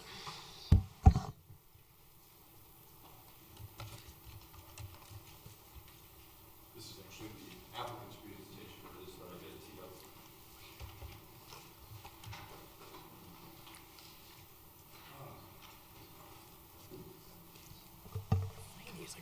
So we're pleased to be in front of you this evening to talk again about the Fruitdale proposed project. And our developer team is here as well today, Jim and Susan with Hartman Ely Investments, and then their financial representative, Grant Bennett with Proximity Green, who's been a big part of the process, and then also their real estate broker with Pinnacle Real Estate to answer any questions you might have on kind of the market viability of what is being proposed, which they've taken a real hard look at. Maybe I'd just speak initially. My intent is just to give you kind of a high-level overview of where we're at in the process. We're trying to kind of get 3 new council members up to speed tonight that don't have as much background. We've had one specific meeting on this on October 5th of last year in front of City Council, but we know you may have a lot of questions tonight, so we're not necessarily getting to a firm decision point tonight, but still have a desire to maybe get there to meet the developer's needs fairly quickly. But maybe to speak to Mr. Fiorino's comments, just to kind of clear the air as to what has happened in regards to the RFI and how that was considered by the Housing Authority. The Housing Authority, there's a long history in your packets about this property, so you probably recall that the Housing Authority has actually owned this property since, I think, April of 2011. And it was in March of 2014 that they made a determination that they wanted to go out for a request for interest. So similar to a request for proposals, but a little more general in nature. We knew some people that might want to propose on a complicated project like this maybe wouldn't be in a position to develop a full RFP, but they might be able to at least provide enough information to submit for an RFI. So that was in March of 2014. We got 2 applications at that time that fully met the application submittal requirements. One from the Mountain Phoenix Charter School, or an offshoot of that organization, and a second one from the group that Mr. Fiorino is affiliated with and also had some local Wheat Ridge affiliation as well, and they were proposing more of a cultural complex. In reviewing those 2 proposals, well, and let me back up. Hartman Neely Investments actually expressed interest during that IRFI period process and submitted information during the required time frame, but they didn't meet they weren't engaged in the process to attend a mandatory pre-application meeting on the site. We wanted to make sure that anyone that was going to submit on this property knew what the building looked like inside and out, so that they knew what they were getting into. They became engaged in the process too late, so they missed that meeting. So we held them to the fire in that process and said, sorry, we can't, HEI, consider your proposal as part of this request for interest that we're doing the solicitation for. The Housing Authority did review the 2 other proposals and felt that of the 2, that Mountain Phoenix had more traction, more legs to stand on, and I think that really came from 2 sides of the equation. They had some pretty specific ideas of how they would fund the project, and they had some pretty specific ideas of how they'd pay rent on the backside of the project, because they were proposing to use their allocation from Jefferson County for charter school tuition, essentially. So they had the upfront kind of equity sources fairly well conceptualized, and they had the back-end rent sources fairly well conceptualized as well. And I think on balance, that's why we felt that proposal, the Housing Authority decided was the one to go with. We negotiated with that group for several months. They were awarded the initial bid, if you will, in roughly July of 2014. And we negotiated with them for several months, and ultimately in about February of 2015, decided that they didn't have a deal. They just couldn't pull it together for a variety of reasons that are really not germane anymore. At that time, we got in front of the Housing Authority again and said, where would you like to go now? I mean, we did this RFI process. You picked what you felt was the only strong candidate. We did that negotiation with them that was ultimately unsuccessful. You really have a couple options, right? You could go with the backup proposal if you think it's a strong one. You could do a new RFI and see if there's other interest out there.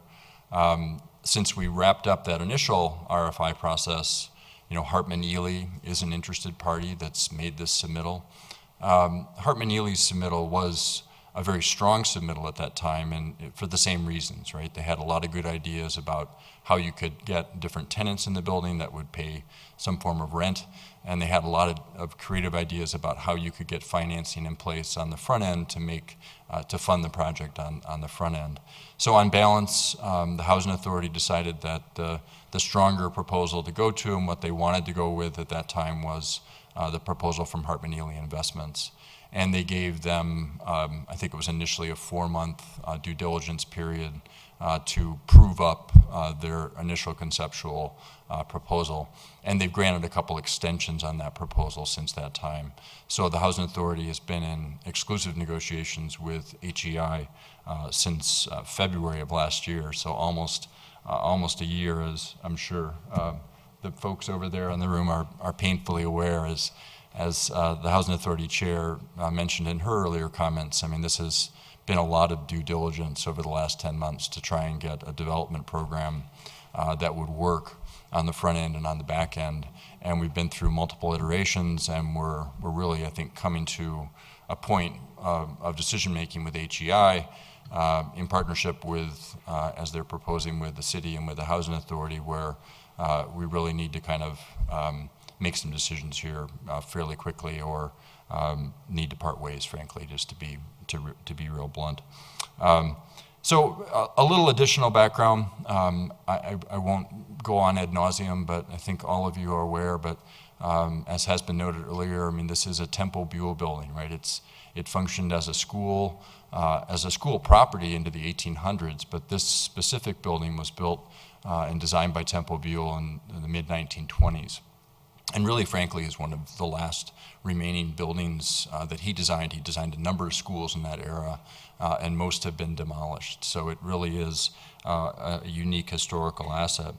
It was decommissioned as a school by the school district in 2007 when the Norma Anderson Preschool was opened, and really just mothballed at that time.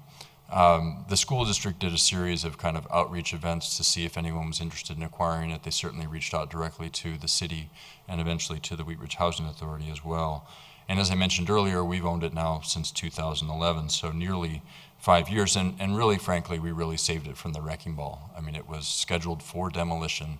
The contract had been let with the demolition contractor, and they came to us one last time, and the Housing Authority said, okay, we'll buy it, right? So we made that decision in 2011, and we've frankly just been trying to figure out what to do with it ever since.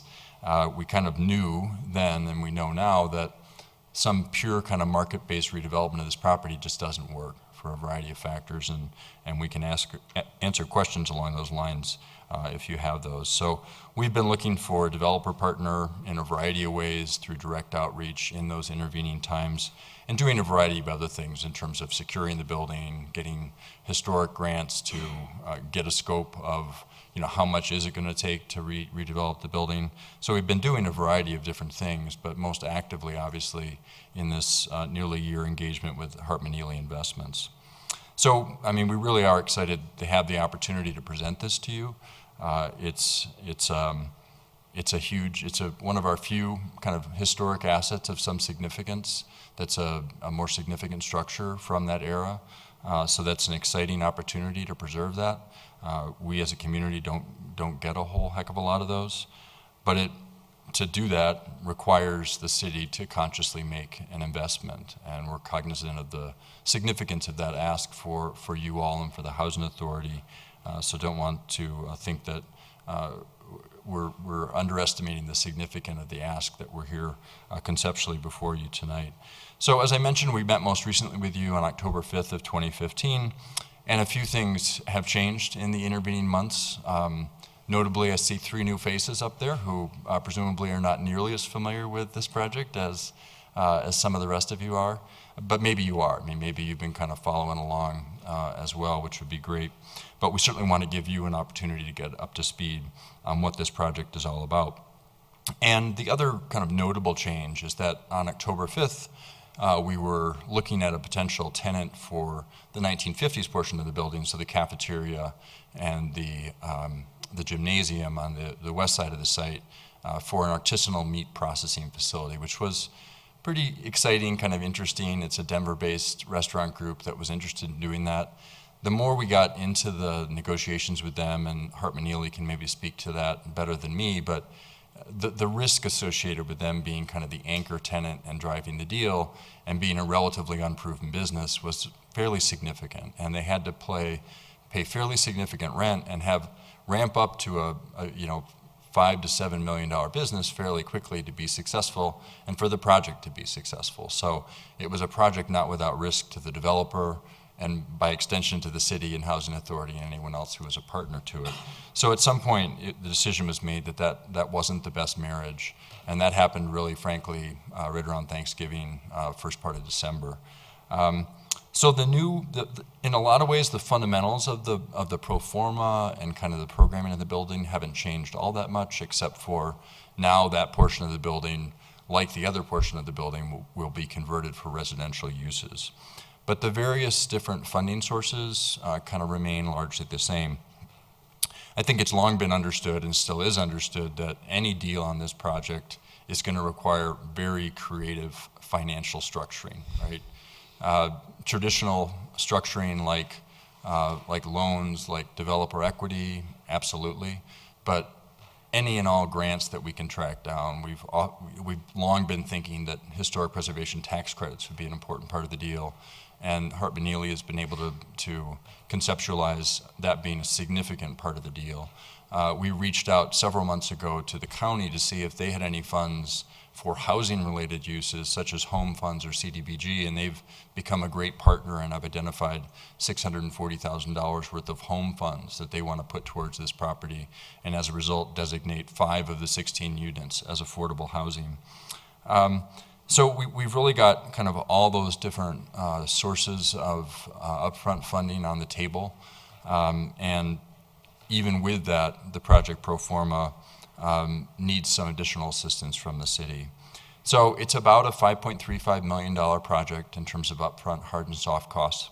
I mentioned the $640,000 in home funds, $300,000 in developer equity, approximately $1.6 million in a conventional bank loan.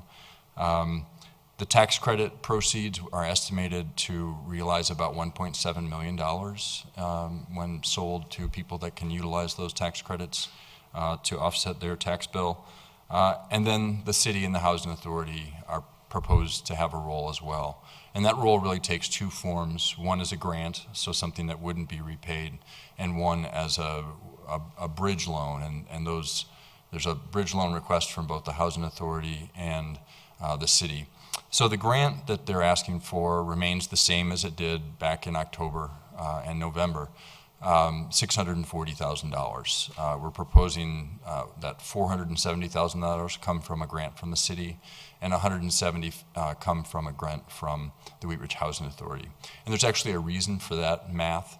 The Housing Authority already has $300,000 in the property, so $300,000 plus an additional $170,000 would bring their grant roll up to $470,000, and then the city would be matching that at another $470,000. And that's the grant. That's the $640,000 in grant that's being requested. And then additionally, there's a need for a short-term loan from the city and a short-term loan from the housing authority. The short-term loan from the city is, again, not insignificant. It's a little over $1.9 million. It's proposed to be repaid back very early on in the pro forma in years 2 and 3, with the proceeds from $200,000 worth of home funds and about $1.7 million in proceeds from selling the various tax credits, mostly being state and federal historic preservation tax credits. The Wheat Ridge Housing Authority loan is proposed to be $400,000, and we're still working out kind of the terms of repayment. There's a couple different scenarios as to when that would occur, but it might occur later in kind of the development pro forma than the city's paid back. And we really thought consciously of the need for the city to be paid back sooner than later for that $1.9 million, because we have some real cash needs, as was alluded to earlier. When the Wadsworth construction happens in 2018, 2019, we're going to need to provide a local match, and those are not insignificant dollars, so we really do need those dollars back in that time frame. I guess the real crux is kind of has been for us as a staff, and certainly for you as a council, has been trying to get our arms around, what level of risk the city is being put in the position of. Because the bank loan, the $1.6 million conventional bank loan, will be secure, will have security behind it being the property, kind of the traditional way you securitize a loan. The city cannot also be in that same position of having that as security for the loan that they're provided. So there's an unsecured aspect to the loan as it's being proposed. And that's something that we've been trying to get our arms around, is at what level is that appropriate and how can we minimize that risk? And if we get positive movement in the next several weeks here from council and the housing authority to move forward, there's really a period of about 6 months where we continue to evolve the pro forma. Very early in that process, we sign a development agreement, but there's a lot of decision points and milestones along the way where we really begin to firm up those funding commitments. And I'll just talk specifically to a couple. We have a very strong letter from Jefferson County committing home funds, and a significant portion of those are eligible in 2015. So basically right now. So that, that's a real firm letter that we have in place, and that letter will get firmer before we actually get to a point where we're closing on the property or spending any actual city dollars towards this project and its redevelopment. So that's one big funding source, because that's $640,000, and that's a significant part of how the city gets repaid. And then the other big, kind of repayment sources are these tax credits, right? And HEI can speak to this as well, but they've met with 3 groups that do this, right? That's their business, is that they market tax credits for wealthy investors who can use those to lower their tax bill, right? So those conversations are well along the way, and they have written communication from those groups already. The intent would be to have different milestones along the way that secures 2 additional aspects of those tax credits. One, the tax credits have to be approved by state and local historic preservation agencies, right? So before you start construction on a project that involves historic preservation tax credits, you need communications and commitments from the states and the feds saying, yes, the work that you're proposing to do is eligible for repayment through that federal and state program. So you get that preliminary approval letter, and we would hope to have those placed here in the next several months. We can start that paperwork, and when I say we, I mean HEI, but fairly quickly here if we get positive direction from Council and the Housing Authority.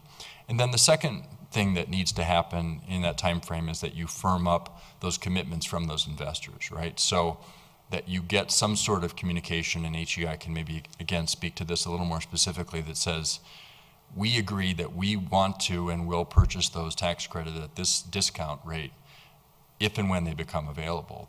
The nut and the challenge is that they're not technically available until a state and a federal inspector come out, look at the work that's done, and much like a building inspection and the certificate of occupancy, they look at it and say, yes, you did exactly what you said you were going to do, and here's your final approval letter authorizing those tax credits to be issued. So those are some of the things that we've been working with our financial consultants, Patrick and I. We were about to engage Mr. Dahl. We've been holding off a little bit on him, not understanding whether we had a firm deal yet, but to firm up all those commitments and reduce the risk profile for the city and the Housing Authority absolutely as much as possible. So that's my kind of introduction on the framework of the deal. I know HEI is here to make a presentation as well, and I'm glad to answer questions right now, or we can have them go through their information, and then we can, as a group, answer questions. So we can ask questions of you now regarding what you just said, and then we would have a presentation, or listen to the presentation and perhaps would answer those questions. And I see I have one right already. Certainly, Mr. Urban. Thank you, Madam Mayor. Mr. Johnson, as it relates, I was a previous board member of the Wheat Ridge Housing Authority, and one thing that I learned as a board member of the Housing Authority is that and the city attorney might be able to help us with this, is that the Wheat Ridge Housing Authority is a separate body politic from the city of Wheat Ridge, and they are the current owners of the school. The city of Wheat Ridge currently does not own Fruitdale Elementary School, correct? That's correct. Okay. And the mission of the Wheat Ridge Housing Authority is to promote and support affordable housing in the city of Wheat Ridge. And so my concern is as much as Mr. Fiorino's concerns and issues and the need for arts in our community is something that we can all strive for, yet that's totally outside the scope of the mission of the Wheat Ridge Housing Authority, correct? That's right. The Housing Authority provides housing, and so it would either have to develop it for housing or sell the property and turn it into cash and use that cash for its housing authority purposes. It does rehabs and it does flips. It would just be an asset that they would have to liquidate, turn into cash, and then use it for their purposes, their housing purposes. And I understand that at some point it was a case where a housing option for this property did not seem feasible, but it has now, because of market conditions and otherwise, become a more feasible proposition, and the consideration of the RFI got to a point of considering things outside of housing just because of the market conditions, but now because the market's changed, it becomes more feasible that housing is a viable use of this property? I think that's part of the equation, Mr. Urban. The Housing Authority did a couple market studies before they bought it, after they bought it, to 3 in total, to determine whether housing or anything else was feasible financially. And every time we did one of those, it gave us the same answer, no. And it just was an order of magnitude, what is the gap, right? What is the gap between what the market would support? And it typically ranged anywhere from, $1.5 million to $2.5 million of what the gap is. So you can see by the numbers that I just went through that gap still exists in some form or fashion, and is being filled by some of these other funding sources, including loans from the city and grants from the city and housing authority. But you're absolutely right. There's also a much stronger housing market now than there was when we initially contemplated purchasing the property in 2007, 2008. So that's fundamentally changed. And I think, again, that's one of the reasons we brought the Pinnacle representative here, is to maybe be able to answer some of those questions from a more insider perspective in terms of the strength of the housing market that they think exists in this area. Because it is a mix of market rate and affordable. Okay. Thank you. Mr. Fitzgerald. I just want to ask a question about tax credits. Before I do, though, I'd like to note for my colleagues that I made a little spreadsheet, which I will make sure you all have, of all the costs as I understand them, what we've already got into it and what is involved in this, because it's very complicated. But going back to the tax credits question, does that include Wheat Ridge property taxes? And if so, how long?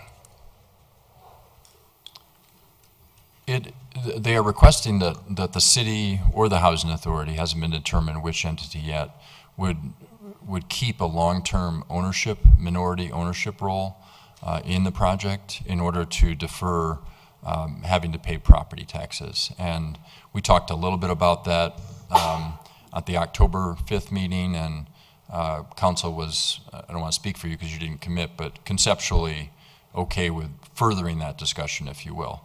I think the rationale for that, and we've talked with Dahl just enough to know that he thinks it's feasible.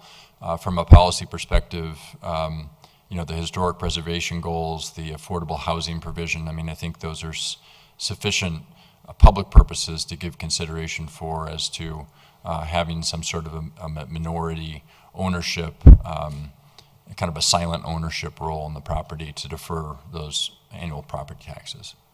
So that's an amount that is not included in the packet. That's the figure there, the estimation there is not anywhere included in the packet. It's certainly acknowledged in some of the financial sheets that we have in our possession, so it's not something it's certainly very much something that they're clear about, that they want to make that request. I believe their numbers assume that they won't be paying property tax on the property. So if we did, the numbers would change. So that would be city property tax. What about county property tax? It would be all the property tax for all taxing districts in that area.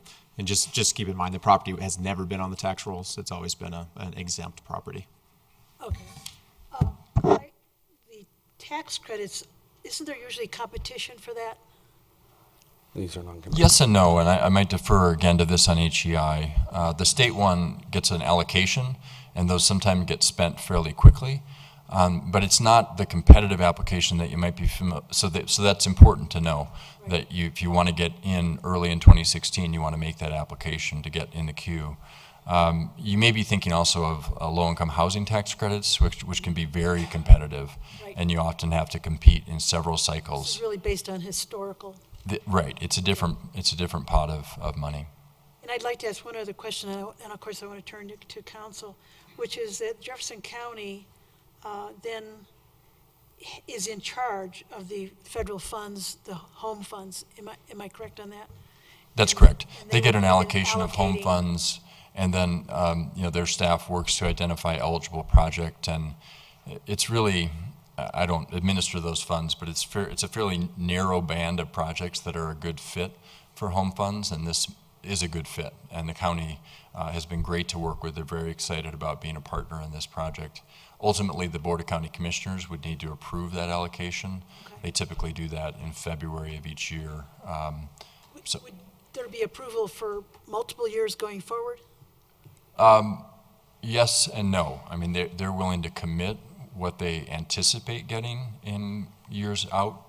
That's why it's exciting to get the bigger number in the first year, because that's very firm. Right. But there is some risk that that program could be eliminated at a federal level or substantially reduced, and those funds would become more competitive.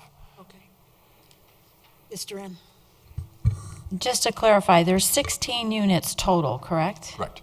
So of the 16, how many are affordable? Because it says affordable and market rate. So what's... Five would be designated affordable, meeting the county's percentage of area median income requirements. Okay, and then the remainder would be Just fair market rate. Market rate. Okay. Which is frankly exciting. I mean, we haven't seen market rate investment in this part of town for rental housing in probably decades, is fair to say, if not multiple decades. All right, thank you. I have one other question. Mr. Urban. As it relates to the bridge loan that the city is providing, my understanding is that bridge loan is derived from the restricted reserves. And so how is it that we're able to encumber funds in the restricted reserve? You have a couple different options, and really our only option to provide a gap funding is through our reserves. We don't have any other any options. The city can't go out and get a loan. There's TABOR restrictions for that. This isn't an urban renewal area. Otherwise, the Urban Renewal Authority could get a loan without TABOR restrictions. Housing Authority potentially could get a loan. We haven't talked about that yet, but so we've been looking at our reserve balance. As you know, City Council has a reserve policy, which does allow you to go below your minimum reserve balance. You adopted this year's budget, 2016 budget, assuming that the ending fund balance at the end of this year would meet that 17%. But that was predicated on estimated revenues at the end of this year at about a 3.1% increase over what we projected. But we're actually looking at about a 6.7% increase right now over what we projected. So we may have $1 million or more in our reserves than expected. So that would help us balance out that a little bit. To provide the full 1.925 loan, and then also the grant of 470, it would take us below our fund balance, and we would probably get down to somewhere in the 13-14%, maybe even a little bit lower. It depends on how the end of this year goes. We usually spend less than we project also, so I'm hoping we'll have more in our reserves because of that. We just won't know that for, unfortunately, a couple months. So you do, your policy does allow you for specific reasons, and this project does fall in one of those reasons. You are allowed to go below your reserve minimum reserve level for capital asset acquisition, construction, and improvement projects. And there's some other reasons too, but that's one of them. It does require a supermajority vote of City Council to go below your minimum reserve. And as Ken mentioned, and the developer can speak to this too, their pro forma shows that I think in year 2 or 3 that the 1.925 would be paid back from those tax credits. And if all things go right, and again, we're trying to reduce as much risk as possible before you'd have to make any decisions like that. So does that answer your question? Yeah. Yes, thank you. Yes. Ms. Hoppy. So, in reference to the property tax and the city maintaining a minority percentage of ownership for the property, was something looked at so that in maybe 2 or 3 years that ownership could dissipate and then the property could start paying property taxes? Or is it just that the city would always have that minority and would always not pay the property taxes? I think that's what we originally looked at. That's something maybe we can talk to HEI and their financial advisors. I know in some of the out years, the situation looks a little bit different, but maybe they can answer that question for you when they come up. Madam Mayor. Yeah, I think pretty soon we're going to need that presentation. Just on that point, if that were to be considered, I think something that would dovetail with the home fund requirements as it relates to how long that affordability period is required, that our interest would sort of mirror that timeline, so that it would be incumbent or part of our responsibility to make sure that as the stack is coming together, that we're sort of adhering to those elements as it relates to affordability. And so I'm not sure what the home fund's affordability period would be, but I don't know what the term established has been at this point. okay. 20 years. 20. Yeah. So that may be something to consider as it relates to sort of our responsibility to make sure that this property is adhering to those, that mirrors our ownership interests as well. Good point. Do you want to hear from the developer now and get there? They may answer some more questions for you. So, Jim, do you want to come up and is his presentation all set? Okay. Jim, assuming you'll introduce your team and for me, that would be great. Thanks very much, Patrick, Ken, for a good introduction. I'm Jim Hartman, manager of Hartman Ely Investments, 2120 Bluebell Avenue in Boulder. And I'm very happy to be back in front of Mayor and Council. Thanks again for having us back. I'd like to briefly introduce our team. My partner, Susan Ely. Susan and I were trained and have been in our past lives registered architects. We always look at real estate opportunities with a design perspective different than many development groups. The other fellow that's right next to her is Chris Maley from Pinnacle Real Estate Management, one of the premier property management groups in the Metro Denver area. Chris has been in this business for 12 years. He's the managing partner of Pinnacle for 8 years.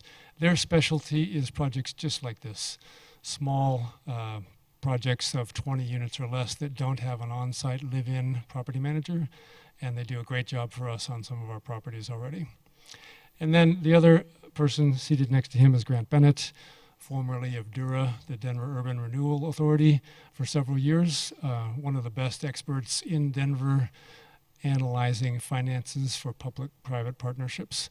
So we're very happy to have this qualified team, and we're very happy to have the chance at working on a Temple Beal building. I'm just going to skip back to the top of our presentation here. While this is scrolling, I had the great pleasure of meeting Mr. Buell when he was 90 in this photograph, and I was 25, just getting started as a young architect. And it's a real pleasure to be able to work on his oldest standing commercial building in the state of Colorado. You can see some of the proposed redevelopment here, but let me get to a little bit of our background. Hartman Ely Investments is a principal-driven business. Susan and I only take on a couple of projects a year that really mean a great deal to us, and we are 100% involved. We won't be passing this project on to a project manager who may or may not have as much emotional investment or capability as we do as owners of the business. And as has been mentioned, we've been patiently searching for the right solution for quite a long time here. These projects are representative. This one is downtown Denver, the old Oddfellows Hall. That's where I first met Mr. Buell. This one is the old Joslin's department store on the 16th Street Mall, and behind that fairly austere facade that was put on in the 60s was this beautiful historic building, which is now the Courtyard Marriott Hotel. Some other projects, and I worked on those at a previous firm. The project that we started out with in the development business is this steam plant lofts building. The old Lowry Air Force Base had a steam plant that was totally abandoned, not nearly as well cared for as the Fruitdale School. It had become the Pigeon Palace. All the windows were broken. It had leaked. It had, you know what, inside to several inches deep. And we turned it back into a really vibrant, award-winning loft project, really similar to what we would do at the Fruitdale School. We inserted new floors. We replaced the windows with new energy-efficient but historically appropriate windows. It's been a real jewel in the Lowry community in converting that old steam plant. And then this Hangar 2 building, just below it, is where I first met Grant. This is where Dura provided some money to, like the city and the Housing Authority are being asked to do here, because this one, even though it was a much larger building, much larger property, had its very unique challenges of how do you reuse a old airplane hangar. We made it into a very energy efficient and solar powered project like we're envisioning for Fruitdale, and it's also won some pretty notable awards. Some of our past work with apartment communities, these top 3 buildings are all much larger. This is when I was working with a previous firm. It also had involved with them tax credits and state historic fund grant applications. So we've got a long history of these types of projects. This one at the bottom of the page is our project that we own and Chris manages for us over on East Colfax. 15th and Grape is the address. And this was, before we bought the building, a haven for drug dealers, pure and simple. It was a really bad building, really run down. The outside was in decent shape, but the inside was horrible. And we recreated some really wonderful period apartments inside. And this one's 17 units, so very similar scale to what we're considering for Fruitdale. This one, I'd like to skip past the public benefits and have Grant come up in a minute to talk about that. I would like to just summarize the revisions since the October 5th meeting to today. And Ken mentioned that the meat company ended up being too much risk. And Janice, when she spoke earlier, talked a little bit about reputation. We made the internal decision as HEI not to go forward with the meat company because we didn't want to have our name on a project that was maybe prone to failure with too much risk. We didn't want to bring the city and the housing authority into that risk exposure. So early December, we said goodbye to the meat folks and started putting on our thinking caps to see what we might be able to do. We're really happy with this. It's sort of the natural fit for this old building. These apartments will be for families and single working parents with children. Children will roam the halls again in Fruitdale. Even though it won't be a school, it will be a community building with families not only affordable, 60 to 50% AMI is the affordable levels that Chris will talk a little bit more about. But single moms, single dads with their kids working hard in all of the businesses of Wheat Ridge to raise their families. We've had a lot of financial analysis, not only Grant, but the city has hired a company called EPS, and they've done a great job, provided a lot of good ideas that we've incorporated into the scope. We've had Chris and his firm give us a lot of input. We've had Jefferson County, the home folks, give us good market data, and they've also been pushing and are very enthusiastically behind this idea of 3-bedroom and 2-bedroom apartments. And we're also going to renovate that house that's currently vacant on the southwest corner of the site into a nice 3-bedroom house. The thing that's also different between October and today is the Abo Group is our architect. Ron Abo is a Wheat Ridge resident and a real enthusiast. He's on the building code committee. He knows old buildings very well. And his firm has done a detailed fee proposal with all the engineers giving us a scope of work. So that number is not just an estimate like it was back in October. It's a hard proposal. And then Growling Bear is a company who is based in Greeley, but I first worked with that principal on a conversion of a similar old building in Greeley at the University of Northern Colorado, Gunter Hall, if you know that old gymnasium building that was converted into a classroom building. So they've given us a detailed construction cost estimate, which is not something that we had in October as well. And Scott is someone who stands behind his numbers. I feel very confident that order of magnitude, we got the right numbers in here. Now, are they going to change a little bit between now and when we start construction in September? Yes. That $5.3 million might go up or down 5 or 10%. But we think order of magnitude that we're right in there. So we have a much better figure on all the costs as we stand here today. Some of these other numbers that Ken mentioned, the Jefferson County folks that administer the home program have increased their contribution, first-year contribution, from $200,000 to $420,000. more than doubling their commitment first year, and this is money in the bank for them. They're very enthused about this, primarily because of the product being provided, but also because we're shovel ready. In their view, we're ready to go. Mayor, you talked about the competitive nature of low-income housing tax credits. We don't have that to deal with here. All we have to go out to do is to sell the historic and the solar tax credits on the open market, and that's much more of a sure deal than the low-income housing tax credits. So they're very enthused that we're ready to go. We've talked about some of these other things that have changed. There's a potential for more contribution from the Housing Authority. One thing that's different, that's significant, is the local utility company, XL Energy, has given us an actual written award of their renewable energy certificate contract. A 20-year benefit from that is over $300,000 on top of the solar tax credits, which is very significant. The other thing that's significant about that is that when low-income families and workforce families come every month to pay their bills, it's not only the rent that they have to pay, it's the utility bills. This project, if we execute it the way we plan to, will be 100% solar powered. Their utility bills will be a fraction of what they would normally pay, which will make this project more of a good deal for them, as well as a more desirable property. We've got many tax equity partners and local banks that are interested to give us a loan.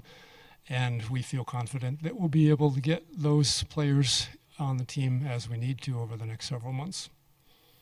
We've got an environmental phase run report that the Housing Authority has finished, and the property does not have any issues of an environmental nature.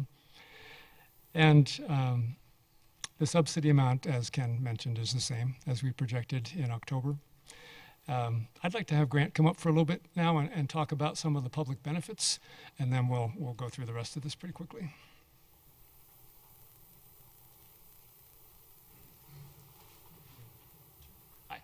Hi, Grant Bennett, 4830 East Alabama Place in Denver, Colorado.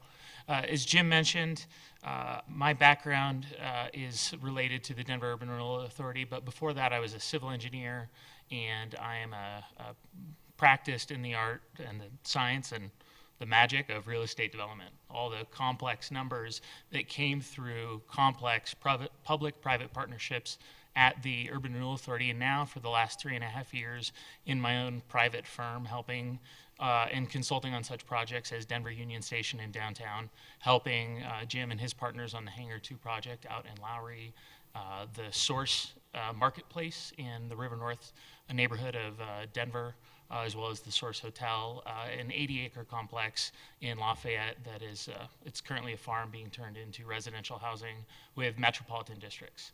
All that to be said, I have been practicing and helping developers think about financial structures as it relates to making deals in the real estate market work. And you in this city council, over time, as I've been reading the reports, has learned just how hard it is for the Fruitdale School to think about making that project happen. So one of the pieces Jim asked me to speak to you tonight about is public-private partnerships and why I've seen other cities make certain investments and what outcomes cities try to achieve when making those investments. And they're not always financial in the sense that it's not just a numbers game, but it's also what intangible benefits that can't directly be quantified that can come out of that activity. So, for example, at the Fruitdale School, some of the considerations for that property are its historic renovation, because to be renovated, it has to be done under historical guidelines, and its deterioration because it's been mothballed and it's configured to be a school, which it no longer wants to be. On top of that, and coupled with that issue, is the fact that market rate or affordable development is not happening on the 44th Avenue corridor without subsidy. And so coupling those two together make a very big gap that, as Ken eloquently alluded to in his financial overview, you know very well, right? It's been known to be a $3.5 to $4 million gap when you combine the deficiencies with in the building itself with economic gap to turn it into a productive use. So the role of a public-private partnership here would both make it happen and make it better, something that doesn't exist in the marketplace today, and preserve a historic structure. Again, Ken pointed out the economics of the deal quite well, and we can speak to them in further detail. But I think it's fair to say that moving from an overwhelming economic gap into a more reality of a project, and I've seen dozens and dozens of projects move through this phase, Hartman Ely Investments has spent time and energy over the last year studying the building as professional architects, doing the due diligence to ask the questions around finance, around market, around the pieces, and then going out to the multiple both funding sources at the federal, the potential for state funding, county funding, local funding, and then the potential for private funding through the Temple Buell Foundation, and bringing all those funding sources together, asking the city for both a subsidy and the Housing Authority for a subsidy and a financing grant, or financing loan, to bring that together. That's the heart of a public-private partnership, saying how do we not make any one partner too burdened and yet have a deal that can work for everyone. And it's incredible to see a project with this many funding sources aligned together. Usually it's one, maybe it's two. This has the potential to be 5 outside funding sources that are not the developer's equity or a developer's loan. So there are a lot of people coming together to make a great project happen. And again, because I think Ken did such a great job, I don't feel the need to go into those specific numbers unless, of course, you have questions. But feel like in working with Jim and his team, and Ken and EPS, and their great ideas, they've really added some benefit to thinking about the way the project can work. We looked to reduce the risk to the city and the Housing Authority, and just the bottom line on a partnership is that without all of the sources, the project can't happen. We can get into the details and nuts and bolts on that, but it's really a lot of hard work. A lot of people, to make a special project happen, have to make a commitment, and that's the heart of this proposal tonight. So I'll turn it back over to Jim. Thank you. Thank you, Grant. So we'll just do a little bit of featuring and showing of some of the design drawings to this stage. The site, as Janice mentioned, is not only going to have the apartments shown in red and yellow on the site plan here, but also the red house down in the southwest corner.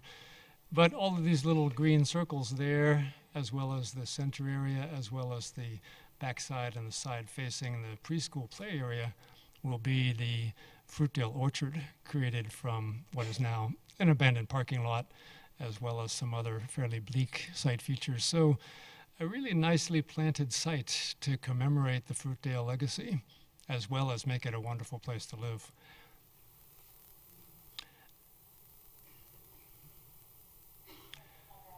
Some of the things as architects, again, that we really care about are that these apartments are very well designed. The photo at the top is one of the single-level apartments from that steam plant building that you saw at the start of the presentation today. And you can't tell it here, but this perimeter wall is painted exposed brick, very much how we'll have the exposed masonry and plaster on the inside walls of the Fruitdale building. And then in terms of layouts, we've created not only in the 20s part of the building, but the 50s part of the building, some really interesting layouts. There's the 3-bedroom house in the corner of the site. Even the old boiler room that's on the back side of the building is this garden level apartment created out of abandoned boiler and electrical room space. So and all of these apartments at the ground level have patios. Here for the garden level one, along the west side, here for the one in the 50s building, and then along the front for the very front one in the 50s building. So some nice outdoor space for folks and children to go out and barbecue in, and just to be out there and play in their own self-contained space. The other thing that we're really excited about is some of the ceiling heights in the existing building are very tall. And as we did with, this is the steam plant building again, we can create some really nice multi-level apartments that will have exposed ceilings, will have loft spaces accessed by spiral stairs, will have exposed steel trusses at the ceiling of the 1950s building. So some really exciting dynamic space, and all of this will be solar powered. you can see the solar panels on the roof of both the 20s building here as well as the 50s building here. And this is just a little bit more about energy solutions. That's something that we're really passionate about. In addition to great design and reuse of historic buildings, creative energy solutions, not just the solar panels, but electric vehicle charging. As shown here at Hangar 2, we will have at least one electric vehicle charging station at Fruitdale. The schedule I'd be happy to talk about in any detail that you might have questions on. But in general, what we're going to do if you and the Housing Authority feel like you want to continue to support this project is between now and the end of March, so effectively the next 2 months and change, we would firm up the tax credits. That's the biggest risk issue at this point in our view. We've got a number of folks that have been interested, but we need to firm those up.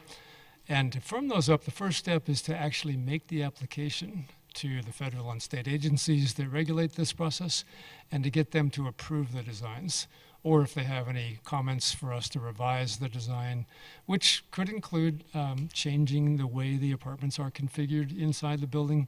It might even include building one or two less apartments just because they want the interior configuration to be a certain way. But we're hopeful that we'll stay with 16 apartments and the overall scope of the project will be approved by them by April 1st or so. Then we would spend the next 4 months going through detailed design with Ron Albo and his team. And then a couple of months after that, get a building permit and start construction in mid to late September is the goal. Finishing construction in the spring, early summer of 2017. The solar power system would turn on earlier than that because of two reasons. One is we need to meet an Xcel Energy deadline, which is currently October 1st of this year, potentially extendable a little bit if we're making progress. And also, I have a personal interest to power the construction with renewable power as opposed to normal power. So that's one thing that we did at Hangar 2 that we would do here as well.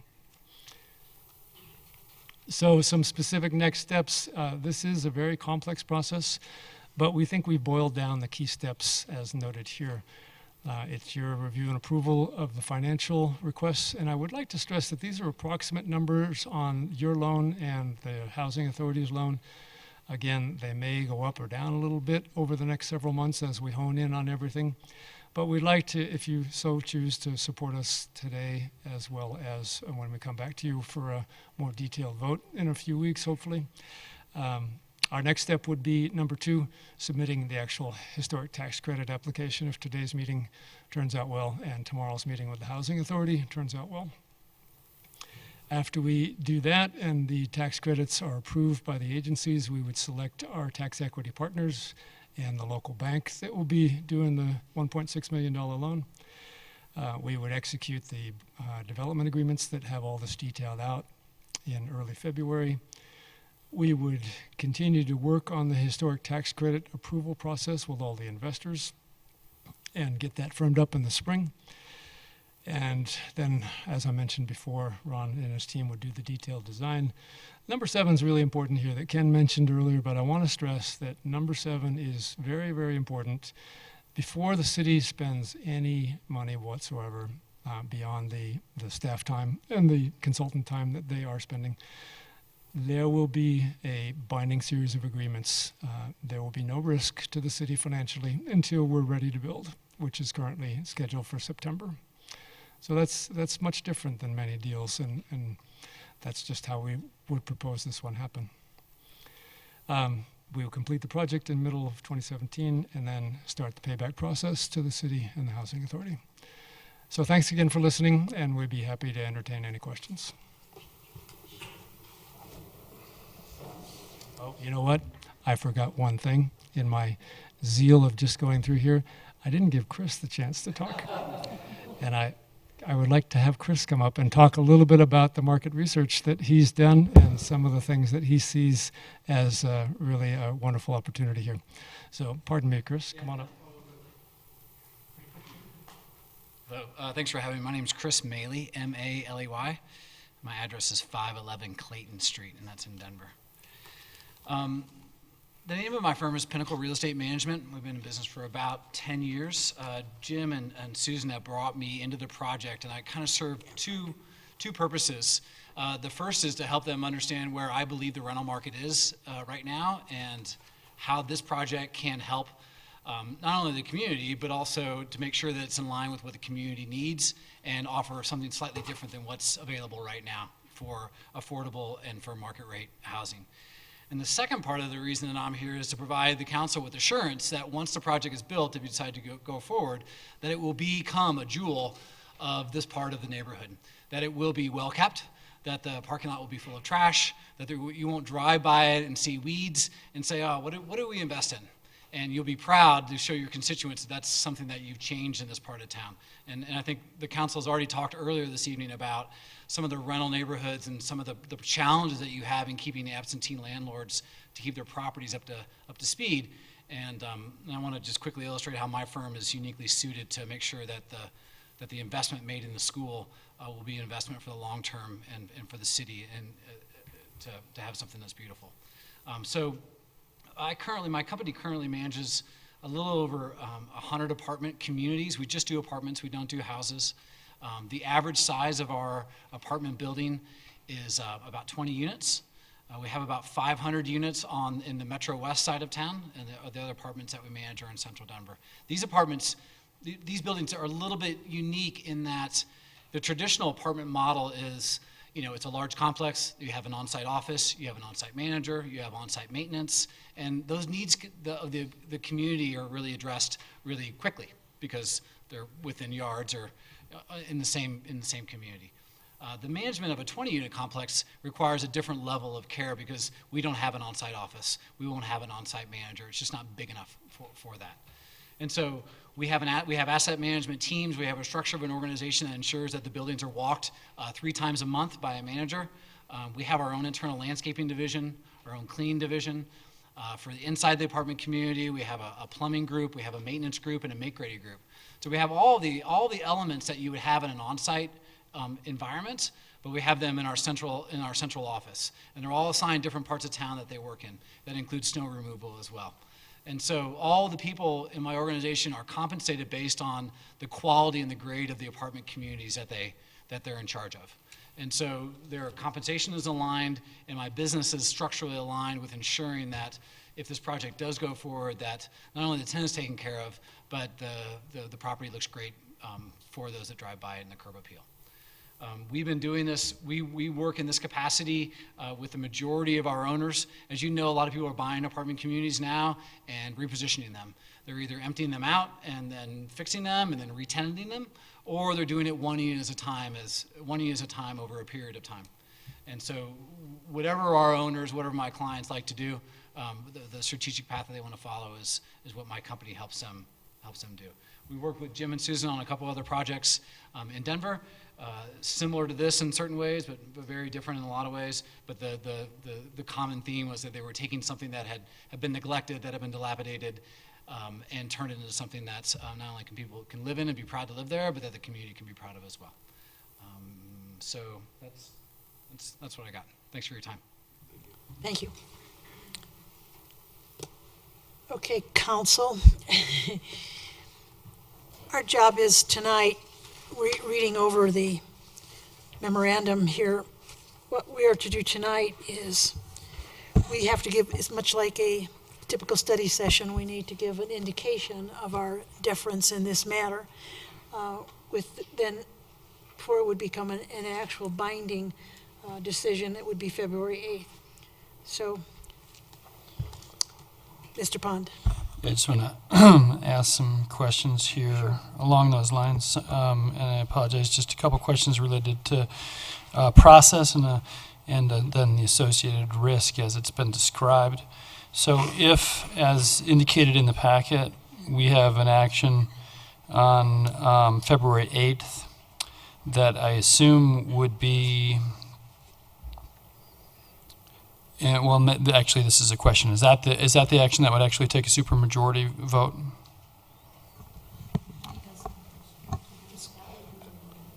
Yeah, not until you actually probably commit the money. There's a couple different ways that we could look at this, and we'd probably have to get have further discussions with Jim and his group, but Mr. Dahl and I were just speaking about it. We could do some type of commitment resolution that would say that the city is willing to commit the funds for this project under certain conditions, and that could be done early, so that Jim has an idea that they can continue moving forward, and then as those commitments come, we'd come back with a full development agreement in place.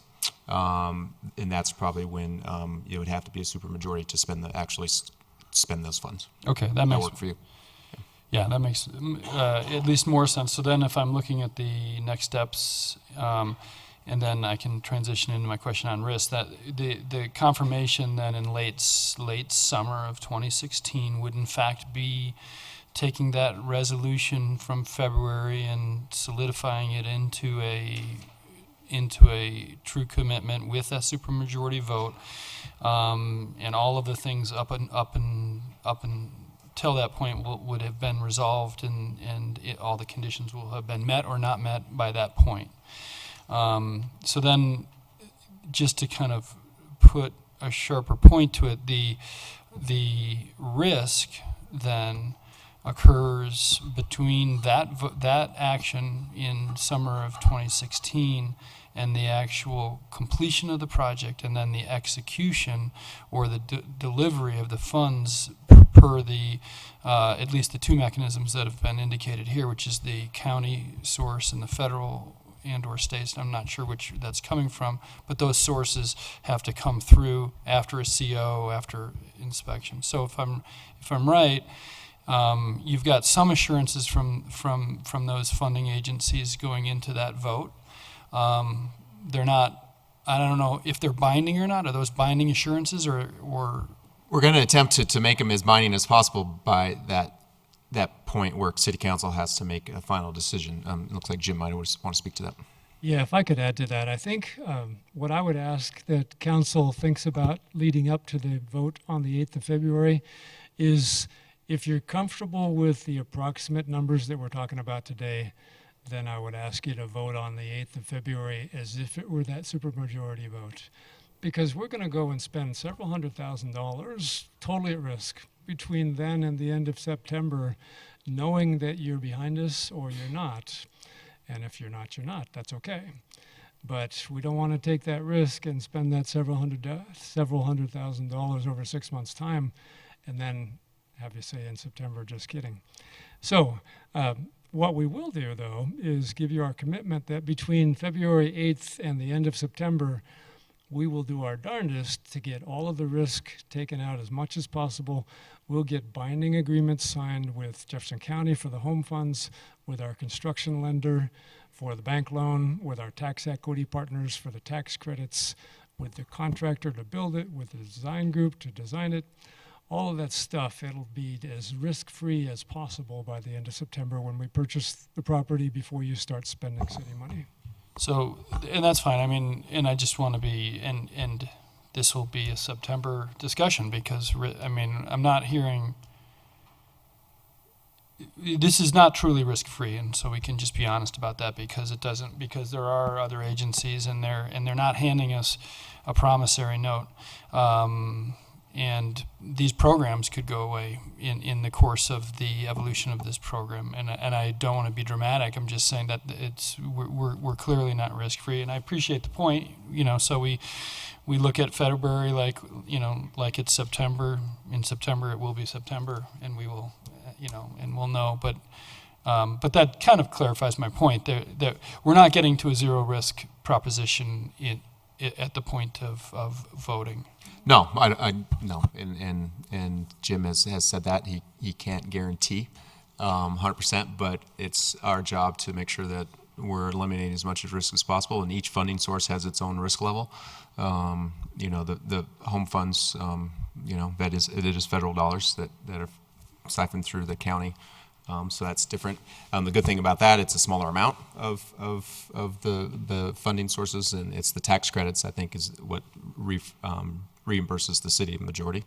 So I think those are the piece that I think we really need to become comfortable with, that we're going to get reimbursed from those tax credits. Yes.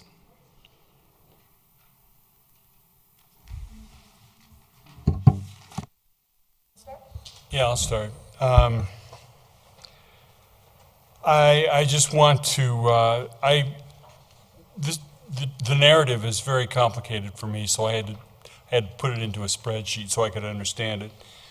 But to try to clarify where all this is, Mr.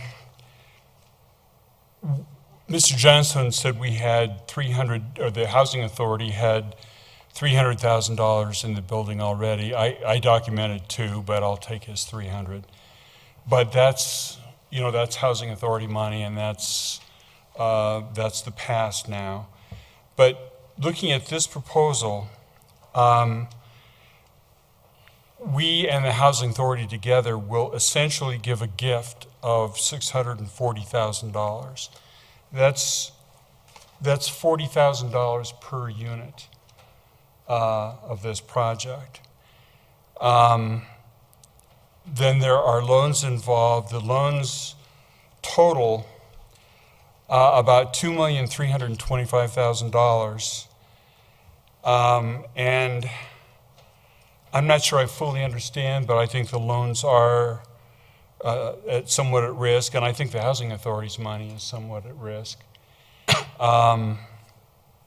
So the bottom line is, I don't really see how this makes any economic sense at all.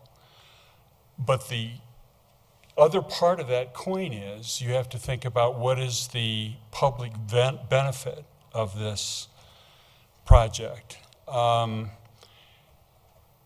Yeah, I would like to restore the Temple Buell building, but just to note that when it gets restored, the public will have no access to it. It'll only be the tenants in the 16 units. So it'll be fully restored, but nobody will see it. If we don't go forward with this, though, essentially there's nowhere to go with this.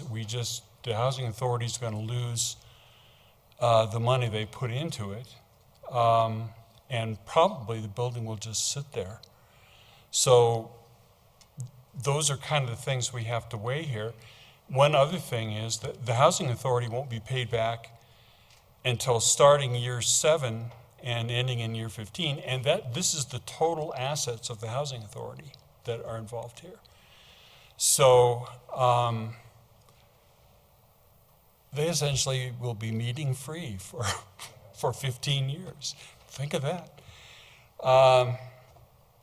So that's I don't see this as an easy decision, because to me it makes no economic sense. The public's tax dollars are at risk. On the other hand, we have to consider what is the value of this project, what is the public benefit of this project.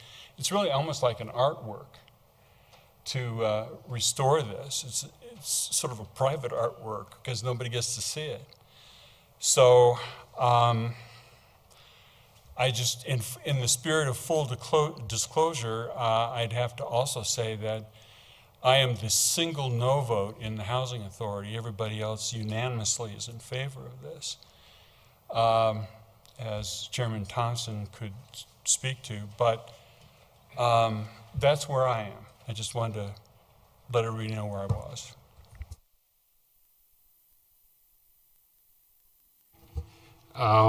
As you're all going to get to know, I'm usually kind of a benefits to cost ratio kind of guy. And sometimes some emotional response has a benefit. This whole thing got started as an emotional response to a dilapidated building. I have several questions. My first one was what changed from 2008 when it was determined that this was not feasible as a residential project? And from what I can tell, nothing. My second question is, why not go to the private market for a construction loan? I mean, and if the private market says that, wait, it's too risky for them to touch, why would we want to touch it? My next question is, we did a study in 2005 that says we're way upside down in rental units, but yet everything I see coming before the board is rental. And is a condominium unit, change it into an ownership deal. something of that nature, would that be a feasible alternative that would kill two birds with one stone for us? I'd be much more interested in taking a risk on ownership property than I would in rental property in a city that's already upside down in the amount of rental property we have as a percentage of our total residential units in the home, in the city. Who owns the project for the next 40 years? Whose name's on the title? I assume it'll be yours? Okay. What's the ROI for the city? Plus, minus? I really haven't figured that out yet. Where's the return on investment for the city to take this risk of the taxpayers' money? As far as I can tell, it's upside down. You mentioned a $600,000 gift. Are you willing to tell us what your ROI is going to be on this over the next 40 years? If you're going to make money on it, why shouldn't the city if we're going to fund you? And there may be other benefits to the city, and that's the emotional part that Tim was also alluding to. But yet, this is still just a private development to put more rental property in a city that's already overfilled with rental property. Why should we risk our ROI for this project? And that would be a question I'd have to ask you too. Is why should the city take the taxpayers' money and risk it on this project when I don't see a real benefit? Lots of questions there. Do you want to start with some that you see you were taking some notes? Some are Sure, directed to you. I would be happy to answer some of those, and then I think perhaps Ken or Patrick and Grant I'd like to have answer one of them. But as I was taking some notes, the first one that I would like to answer is how about a private market construction loan? And there's two metrics on that, Councilman. And we have bought and developed other projects, whether they're condos for sale or apartments for rent. There's what the market will pay to redevelop a property. And we've had another aspect of Chris's firm, Pinnacle Real Estate Advisors, which is the real estate brokerage arm of Pinnacle, do a comp analysis. If you're familiar with that term, it's looking at similar properties in the same general area. And what are people paying to go and purchase apartment complexes in the same approximate range, 15 to 20 units. And the data that they've given us over 40 or 50 properties is that that's about an $80,000 to $120,000 per unit cost. For similar brick buildings, some people would buy those and maybe put another $10,000 to $15,000 a unit into them to renovate kitchens or to do new carpet and finishes, etc. So you've got a spread of maybe $90,000 to $130,000. The money that we would put into this as our equity plus the construction loan that we would get is very similar. It's about $122,000 a unit. And that's our metric, Councilman, as to whether this is a good deal for us or not. You'll have to make the judgment as to whether it's a good enough deal for the city or not. But we just couldn't do this project if it cost us significantly above market. And what we're judging is market is about $125,000 a unit. Now, your other question about condominiums, that steam plant project was a for sale condominium project. That was done over a decade ago, however, and unfortunately in Colorado since that time, the legal scenario for condominium development has been not so good. And there's a lot of construction defects lawsuits that have essentially shut that industry down.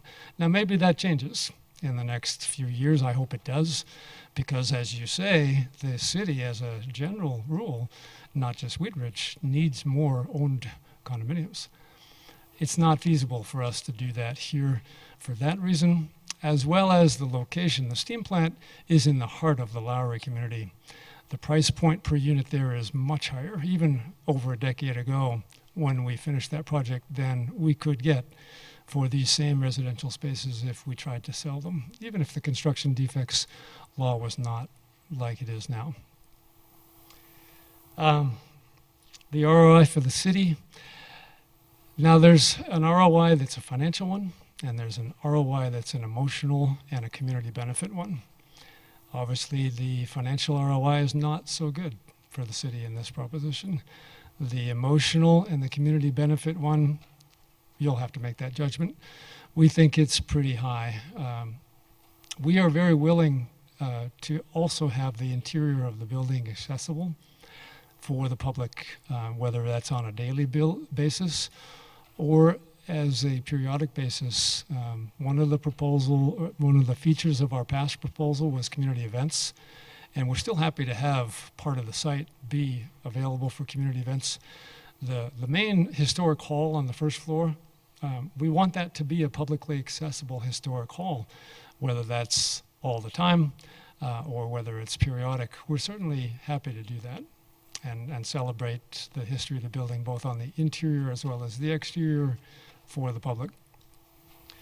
Our ROI, I would like to preface our ROI with the other side of it, the downside risk. Downside risk for us as a developer on this project is a lot higher than we would normally take. It's only because of the connection that we have with the city and with Temple Buell that we're standing here before you today.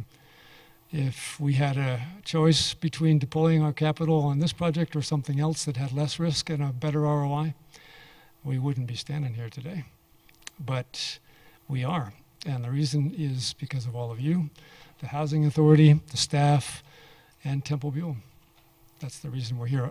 The numbers that we're projecting today are between 15 and 20% as an ROI. And that's not so much what we want to get out of this, it's what banks will require us to project before they finance us. If it's less than 15 or 20%, this project will never get funded. Thank you for your candor, and I hope I didn't come out as being anger or aggressive. I mean, we have everybody coming to us for money, and the taxpayers don't have deep pockets. In our community, we have fewer deep pockets than we had 20 years ago. And so I feel that's one of my prime responsibilities, is to be sure that we're doing things that are fiscally responsible. And there are times I may go buy a $200 toy that I don't need because emotionally I derive benefit. But I don't go out and buy a 600 horsepower Corvette that's going to cost me $150,000 to satisfy that same need for an emotional shot. And are we buying a Corvette, or are we buying a $100 toy? That, as a council, we're all going to have to make that decision. And I mean, I appreciate what you're doing, and I appreciate what you're doing, but that's part of being in business too, is you invest money, you take a risk, and then if you made a wise investment, you make a lot of money. You had two other questions. Grant, anything else on the public benefit side?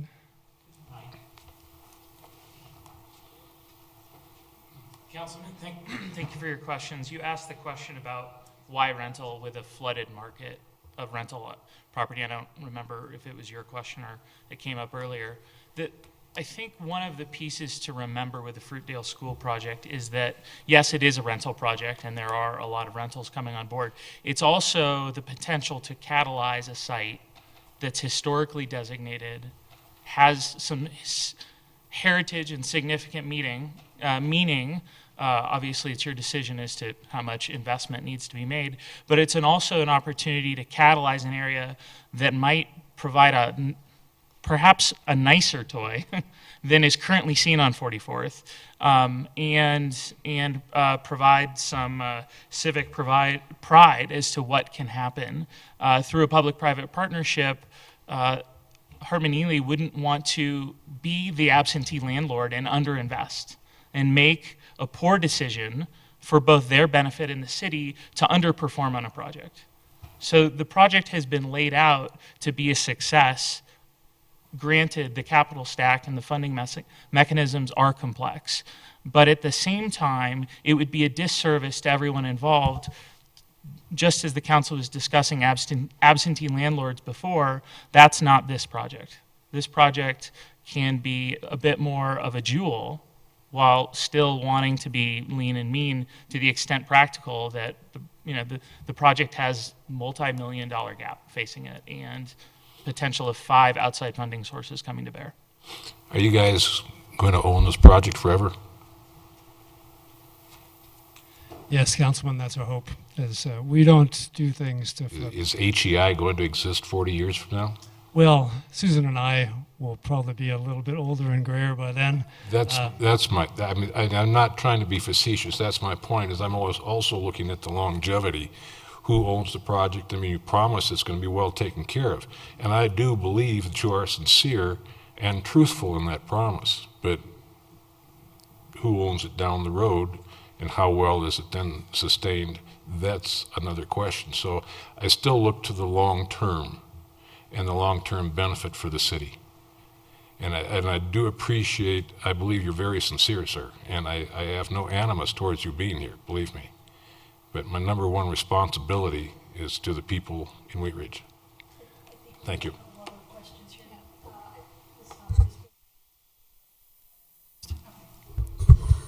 Thank you for your presentation. I have some comments and some questions. So first of all, I'd like to comment on the cultural center issue. I think we would all love a cultural center. That would be fantastic. I don't know that this particular building is that center. I hope that we as a city can look at that in the future, not only a cultural center, but discussion's also been there for an outdoor public stage. So absolutely, I hope the city can look at that in the future and that we truly, in Wheat Ridge, get a cultural center. So that is something I don't want us to forget about, but I don't believe that this particular building is that location, due in large part to its condition. One of my questions to you is, you have put a significant amount of money into this so far, and could you give us an estimate on what you might have invested with no guarantee of a project? It's in the order of $150,000, Councilwoman. Okay. And that's a combination of hard checks to outside vendors as well as the value of our own design services. Okay. And I'm disappointed that the meat company isn't going to be here, but I understand that that wasn't going to work out, but I thought that would have been great. So considering that the Housing Authority is set up to manage their projects for housing, and as Zach had already brought that up, I do have to play devil's advocate and ask, what happens if this project doesn't go through? And I don't know if that's for you, Ken. Yeah, probably, and it's probably for the Housing Authority board to, take one more look at what the next step would be. I mean, obviously, you're well aware that there's one other respondent to the original RFI from a year or so ago, or almost 2 years ago.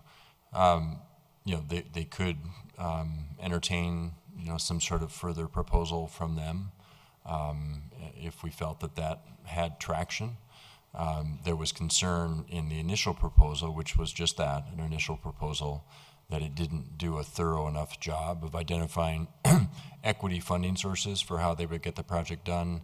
And as I alluded to in my previous comment, and how do you pay rent at the end of the day? So what is the revenue generation from a cultural facility that would make something like that make economic sense? So we just don't know what that would look like. So that's one option. The Housing Authority has certainly had very real conversations about the next step may be to tear it down and market it as a piece of dirt. Mm-hmm. They probably lose even more money on that.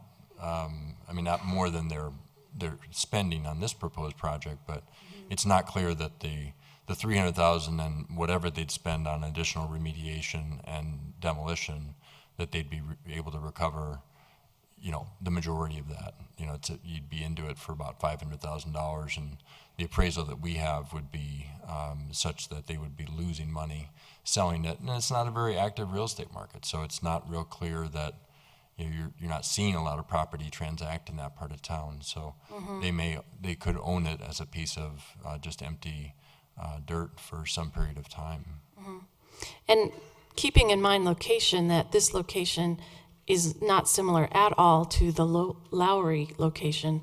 And as a city, we need to keep that in mind about how viable the property is on the market.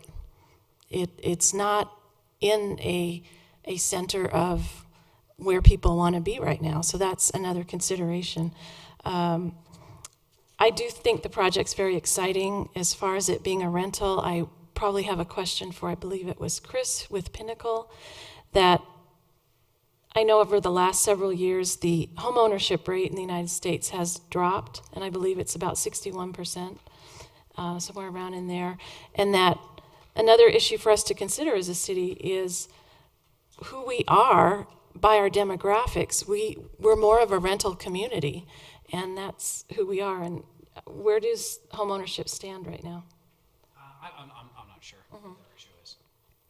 But as far as demographics and different areas of the city, as far as rental percentages, we're being driven by the economy, we're being driven by millennials, we're being driven by, I'm just trying to make the point that rentals are here to stay. I think rentals are here to stay for sure. We've built, I think there have been about 20,000 apartments built in the Metroplex in the past 18 months that have come online, and there's another 10,000 to come online. So the growth, so they are building apartments and not houses, and as Jim said, not condos. Mm-hmm. That's where the trend is right now, for sure. And I think, you know, to have I'm excited from a management standpoint and a rental standpoint to have a unique product in this part of town. There's a lot of cookie cutter 1970s, 1960s product as far as apartments that have been built. I think it was mentioned earlier, we haven't seen a new apartment complex in a long time in this part of town. To have something new and unique and exciting, I think I know it would rent really well, even though I know it would rent really well. Okay, thank you. I just want us to consider that what's there right now, what has been there for several years, the market in general, and that this is a complex investment. It is an investment on behalf of the city. And if it doesn't go forward, what would we have then? Ms. Hoppy. Thank you. So it's my understanding that the Wheat Ridge Housing Authority generally loses money on their projects. It's one of the things where you buy a property, you have to put more into it to get it to a market rate property than what you're able to sell it for, right? Like it usually loses some money. Yes. So losing money, if you look at the number of units that we're losing money and how much the Housing Authority generally loses money on a home, that's part of it. It's not, but that's part of what happens when it's fulfilling its mission, is what happens there. Another thing with Wheat Ridge, like Chris just said, yes, we do have rentals, but we don't have a nice pool to choose from of upgraded, nice rental properties. And there I have quite a few friends who move into Wheat Ridge, and they can't find, or want to move into Wheat Ridge, and they cannot find a nice apartment to rent. And they don't want to necessarily rent a house for different reasons, or renting a house is not an option either because of the different expenses. So it fulfills a need there. And then another thing is too, it could be the catalyst. It could be the stone in the pond that creates the ripples, that creates the more building in that area. And then the only thing other that I wanted to bring up was that the majority of the money that the city would be loaning, that would put us under the reserve, would be paid back. Yeah, just $470,000 from the city would be a subsidy. The rest would be paid back. Returned. Yeah. Okay. So our city donation would be 470 plus the Housing Authority donation. 170 from the Housing Authority, plus what they've already put into it. Do we pay interest on? Well, no, we would be, if we're preferring if we're taking cash out of our reserve. Correct. So there would be no interest. There could be. Those are discussions we're still having, and that's something that we would further negotiate with the developer. we've been having those discussions. We haven't finalized that yet. We get very little interest right now with our investments, but yes, we would lose what we're getting today for a 1 to 3 year period. So that's something we're still willing to talk about with the developer. So we could even charge interest. Yeah, at least maybe match what we would get in a 3-year CD or something, which again it's not much right now. So it's something I think we can talk about with the developer.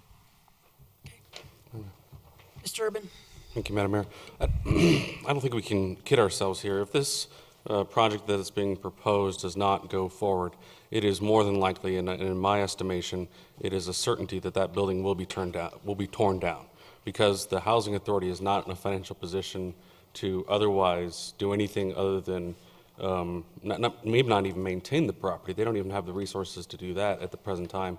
If they were to sell it to any other entity, that entity would almost require as a part of that purchase that the building be torn down, which would be an additional expense to the Housing Authority. So as it relates to sort of the economic benefit to the Housing Authority, it's that we're coming up with a plan that can leverage a bunch of other resources that otherwise won't go into the city of Wheat Ridge. The tax credits won't come into the city, the home funds won't come into the city. There's a significant amount of resources, and my understanding is there's also the Temple Buell grant and some other sources that have not yet to be identified, but through some type of cost-sharing agreement, those funds would then be used to sort of supplant other funds in the project. So I'm looking forward to how that sort of cost-sharing might come out. But in my estimation, because the Housing Authority is tasked with providing housing, and that is its mission, and this is a plan that's being put forward that provides us with that opportunity, if we don't go forward with this plan, the Housing Authority will be significantly hindered moving forward. But if we go forward with this plan, the Housing Authority will have a significant project they can point to as to what they've done with the resources that they've already invested in this property. So the building was going to be torn down. The eastern addition has already been torn down. So to think that we can come up with some other plan, because we've had plans presented to us since 2011, this is the most viable plan that I've seen come forward. And it does require an investment on our part. And I bristle at the concepts of a gift or an otherwise that the Housing Authority is tasked with losing money. It's not so much the case as more they're required to invest in our community, and this would be a significant catalyst for this area of town, because we do see some properties adjacent to this property that could use redevelopment, and that redevelopment isn't going to come with the style of development, or the volume of development isn't going to be the same as if there's a raw piece of land here. So I don't think we can understate it enough that this building is more than likely going to be torn down if this particular proposal does not go forward. And that tearing down will be at a significant detriment to our Housing Authority. And I think that given the amount of investment and resources the Housing Authority, let alone any investment by the developer, we need to be conscious of that and capitalize on that and move forward with this proposal. That would be my suggestion. So I'd just like to mirror a few things that folks have said. I do think that it is more of an investment, I think financially and probably emotionally. But I do think it's a catalyst, that it could be a catalyst in that area that could help that area. Talking to folks that live in that area, I do feel they feel a little neglected. I think that they see development, parks on Kipling, area, work on 38th. I think, folks like that they're, they're in that area saying, what are you guys, what are you going to do for us on this side of Wheat Ridge? I mean, I also include the senior housing on Wadsworth and 44th in some of the investments that our city's had, because even if you look at that I kind of see that, and that section, 44th and Wadsworth, similar to this section, that when the property was built, it was built with a specific intention, and it was going to be a win, and not really cost the city a lot of money, and then things happened, and we had to change our outlook a little bit, and we did, as a city, invest around $5 million in the 44th and Wadsworth property, and that was an investment. And, that's how I see this. It's, the good news is it's not $5 million. But I do think it's an investment that will help catalyze, and I hope that it'll catalyze that area. And I also think that, again, going back to what Mr. Urban was saying, if it's something that we don't move forward in, we could very, very likely find ourselves spending a similar amount of dollars, buying it, tearing it down, and having it sit for sale for, years on end. So I think, it is a project I support. Again, I worry about the rentals as well. I think, though, I don't want to, born and raised here, I don't think I've ever seen a new rental building in my lifetime, So I think we are adding a type of rental stock that the city doesn't have, and with hopes that it would hopefully have the other rental stock step it up a little, because now we have better opportunities than just maybe some of the not as requested stock available. So, I do support moving forward with it. I do understand, there is some risk, and I do understand that there is going to be some investment. But I think that there's already been the risk and there's already been the investment. We're kind of halfway across the river, and either way, it's going to be an investment. Are we ready to look at a consensus? Okay. Do you want to make that? Yes, I'd like to make a consensus that the next steps move forward on this project for the Fruitdale School. Can I add a couple questions on that? A part of that consensus, can we look at how we're going to use some public space? Because that's something I heard. And is there a way that we can look at what the structure of the property tax will be so that it's not in perpetuity, so that there is some return on investment and how there could be some benefit to our city as well? Those are a couple things I would like to add. You're looking strange. Could I suggest, in order to focus that into an item that you could actually act on next time, February 8th, or if that's when, I think that's when we're expecting, that you add that be the city expression of intent to support the redevelopment along the lines discussed in the form of a resolution, which we can bring before you, and we can detail a little bit of the history. I'm thinking out loud here, but we detail a little bit of the history, articulate that the project has a cost that can't be fully financed privately and needs some public support, articulate that the main purpose of the resolution is to indicate the council's support for a fraction of that cost being a public support from the city under conditions to be certainly negotiated in a development agreement. But I think it would be perfectly appropriate to mention the property tax and public access requirements of the city, that those be reflected in the development agreement, all in kind of this resolution that while that's not the development agreement, I believe is what we're hearing anyhow, the developer here needs to decide to go forward. Understanding that development agreement, we'll get to work on that, and that's 10 times as complicated as this little resolution, and it may well be that doesn't come to pass.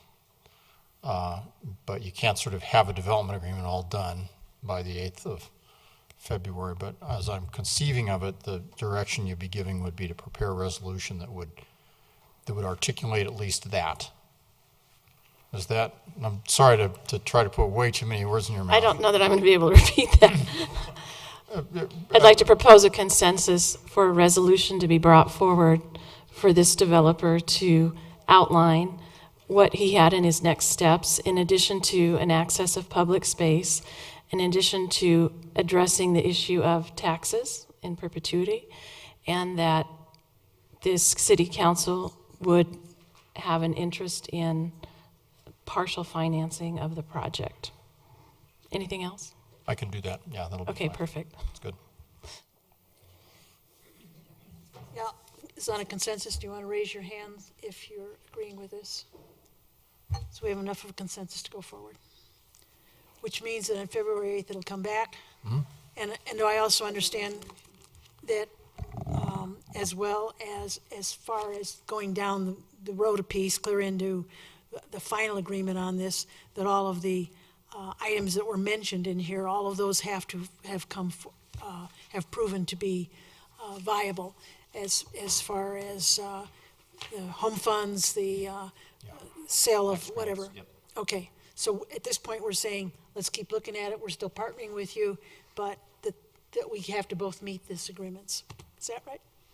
That's correct. I think a series of conditions on the city's obligation to perform under the development agreement, if we get to that point, will be the execution and obtaining of the various other sources of funds and the execution of the contracts that Mr. Hartman went through a quick list, and those would form the heart of the conditions that had to be preconditions, basically conditions precedent that have to be satisfied before the city funds could be released. Take down our risk factor.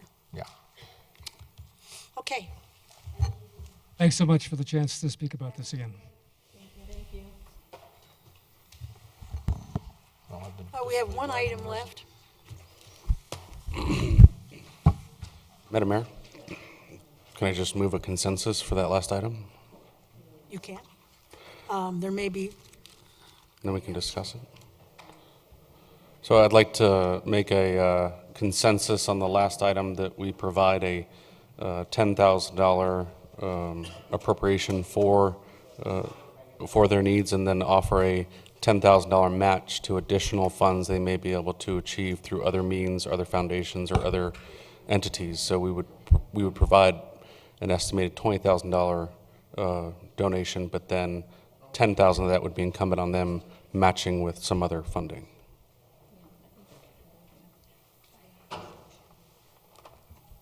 discussion. Yes, I do believe that matching funds works. I've seen it work when I work at Family Tree. However, I don't support 10,000, but I would support 5,000 on the matching funds.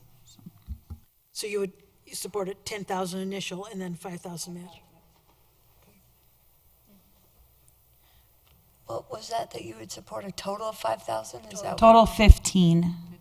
Oh. So give them 10, and then another 5 for them to utilize for matching funds, because I know that that works as a fundraising tactic. So that was what I would say. So, I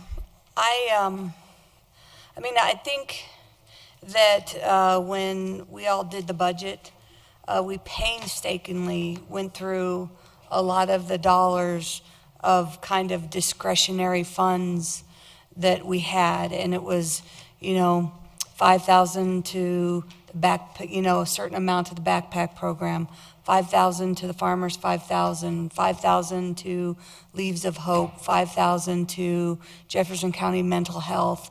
And I guess the folks involved in the foundation were also aware of our budget process. And I guess I struggle because it's not a budgeted item. And although it's not $460,000 like we were talking, it's a big chunk of change of discretionary funds. And, one of the things I would like to encourage, and I think we did something similar when it came to the Wheaties Academy and I think the Kite Festival and some other things that were not, when it was not under budgeted discretionary funds at the time of the budget, is that we as council used outreach monies. And I would almost encourage you to do something similar to that. And then also as council, even personally, again, I grew up with the Gilmores. I'm happy to personally work on that fund. I honestly will say there are two very deep-rooted, big foundations out of Wheat Ridge that, I would like them to explore a little bit more. So I want to support them. I thought the young adults that were here today were awesome and wonderful, and I thought they, spoke well, and they're doing a lot of cool things. But I'm just looking at some of how we've divvied out our discretionary funds, and we really did it with a process. And so it's hard to just go, okay, 15,000, boom. I'd almost say we'll match, up to a certain amount of what you guys collect from foundations, rather than we'll match on top of what the 10 will give you. And then also use our outreach monies. I mean, that's just my thought. Again, I feel a lot of the folks involved in this foundation are familiar with our budgeting process, are familiar when people request for those discretionary funds. And, I'm happy to put that in the list when we're checking things off, but don't feel that they were vetted. It's been vetted or scrutinized as much as some of the other ones that we've given to Jefferson County, mental health, feeding our kids in our schools. So I know we say 33 cents, but I also know we have children that go home without food on the weekends. So it's a struggle for me. I see the importance of both. Let me add that I've already donated 500 from my funds. Did the end of the year and then this year as what you're suggesting. Go ahead, Mr. I'm a little uncomfortable giving people more money than they ask for one thing. But I think the STEM and STEAM program are probably not going to have too much trouble raising money because they're a very attractive project that have won general support in the community. So I'm really not all that concerned about them, and I certainly don't want to give them more than they ask for. But the Gilmore Fund is a different story. I think they have a more difficult time raising funds. So I would be more along the line of giving the Gilmore Foundation the $5,000. Just give it to them. But making the STEM and STEAM gift a matching fund of, say, $2,500 or up to $2,500. Boy, we got a variety going on. Mr. Pond. Yeah, it's too bad, and because I definitely support this, but it's too bad that somehow it didn't hit the budget cycle, and I don't understand that, and it's fine. I don't need to, but I think that's a problem for me, because Council Member Davis pointed out correctly that there was a couple of iterations of discussion back and forth with staff as we went through all of our community partnerships, city sponsorships, and community outreach funding for the year. And I would love to do this, but I am not going to support this unless we talk more holistically about some of the other opportunities or needs that we have. I've had now 2 or 3 relatively significant, serious pleading conversations with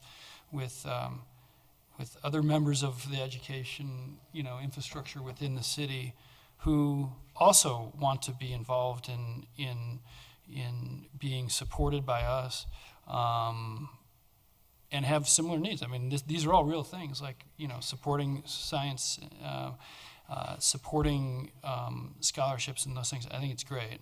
I don't think we've had unfortunately, we're getting this as a one-off, and I think we can maybe make this, I could get to a point where I could see this, but I would have to see it in a larger context of other opportunities for us to support schools going back and refreshing.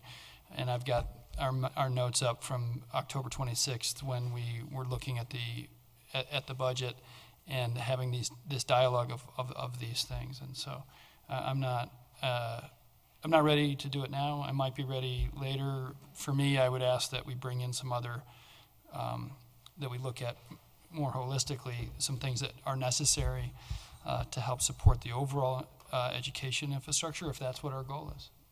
I'm not even sure what our goal is, because again, I'm not sure we discussed that, and I would like an opportunity to participate in that discussion. Mr. N. What I'd like to say is, I know it's a fairly new committee and program, and they're looking for us to show our support to them and what they're doing, and what they're doing I think is great and positive. Why can't we give them the $10,000 now contingent on making other efforts? I know we talked about other efforts already for them to reach out to, but to keep that in mind through the year so that they can reach out to other committees, get funding in line so that next year their needs aren't so great. I mean, I hate to tell them, no, we can't do this because, our budget is already set. Things come up. And if we're not flexible enough to kind of look at that and kind of figure out, well, you know what, this is something that's really great for the community, great for the kids. It's encouraging. I mean, we have to be somewhat flexible. So I would support, granting the $10,000 contingent upon making sure that you've got things in place for next year so that maybe they're in a little better place. This is only the second year that they've done this, am I correct? Okay, so that's what I would be willing to do. Second year on the STEM. Yeah, Not yeah. before on the scholarship. Right, but on the STEM project. Yeah, you're right. So I would be in support of that. I'm the one that last year brought the request to City Council asking for council members to help donate, and I think I want to say we raised $1,200 from council, and then Mr. DiTullio gave $1,000 from his personal account. So that was our donations from last year. And starting last summer, I've been talking with the teacher and a loosely group of people that has now morphed into a formal committee for this gala event. So I'm very familiar with the gala event. And we are looking for sponsors and donations from businesses, from individuals, all kinds of things. The event will have some cars there, not only the kids' car, but antique cars, and they're hoping to get a couple like racing cars there, a dinner, silent auction, that type of thing. So this is the event. And they had asked me prior if the city would be willing to sponsor. And I was very honest, and I said, we get a lot of requests from many organizations that are all deserving. To be honest, they're all deserving. And at that point, I somewhat said, you know what, I'd rather wait until after the election and ask individual members of the council if they would like to donate, similar that they did last year. In the meantime, this other request has come forward. And I'm on the gala committee. I supported the STEM program. I'm supporting them. I'm working for them right now. So I support the program 100%. I think it's unique. I think it's unique to Wheat Ridge. And I think that the kids won the event is wonderful, and they're really fired up for it. The request for this is specifically for the gala. It's not for the cars. So they have somewhat two separate funding that they're doing. One is for the car projects, and the other one is for the gala. So this is money being requested to put on the gala. And they're hoping to raise $30,000 at the gala for the funding, as he explained, for taking the kids to the event and to probably supplement their cars too. All of that being said, I would like to suggest that, again, request that each of us make somewhat of a donation, and that would be our donation towards this gala fund. I'm having some issues giving the $5,000, and the reason is that we have 17 schools in the city of Wheat Ridge that serve Wheat Ridge residents, and I really have to look at all of those schools, and all of those schools put on events and have needs. And it's important that we consider our whole city, and we consider all of that. And I do know we only have one high school, and this program is important. But I would like to request that instead of the $5,000, if we each gave $250, and Joyce is committed $2,500, that would be $2,500 to the gala event, and that the Gilmore scholarship may be considered as separate. You know, they've asked for $5,000. We look at that separately. So that would be my suggestion. Again, I support the project, but I really want to consider all of our schools, and as Mr. Pond mentioned, we do have other schools that have pointed out money goes to the running race, Farmers 5,000. So we do give a donation to Farmers 5,000. We do give donations to other civic events across the city, and that we think about that. So, just to be clear, so you're suggesting $250 apiece from the council members. This is for which fund? For the STEM Gala For the event. STEM Gala thing. And then would the city give an additional $5,000 for the scholarship fund? That would be a separate discussion. That'd be a separate discussion. Okay. That's my suggestion. And again, I support the scholarship, I support the STEM Gala event, and I do want to consider not just this request, but that we do get other requests and that we do consider other civic requests that we get for charitable donations. And like I said, as we know, many of them and all of them are very deserving, and we have limited funds. And this is what we had talked about last year, and people made I shouldn't say private donations because they aren't. They're from your funds that are discretionary to each of us. Ms. Wooten, can I ask you just a quick question? Do you know how much a table sponsorship would be?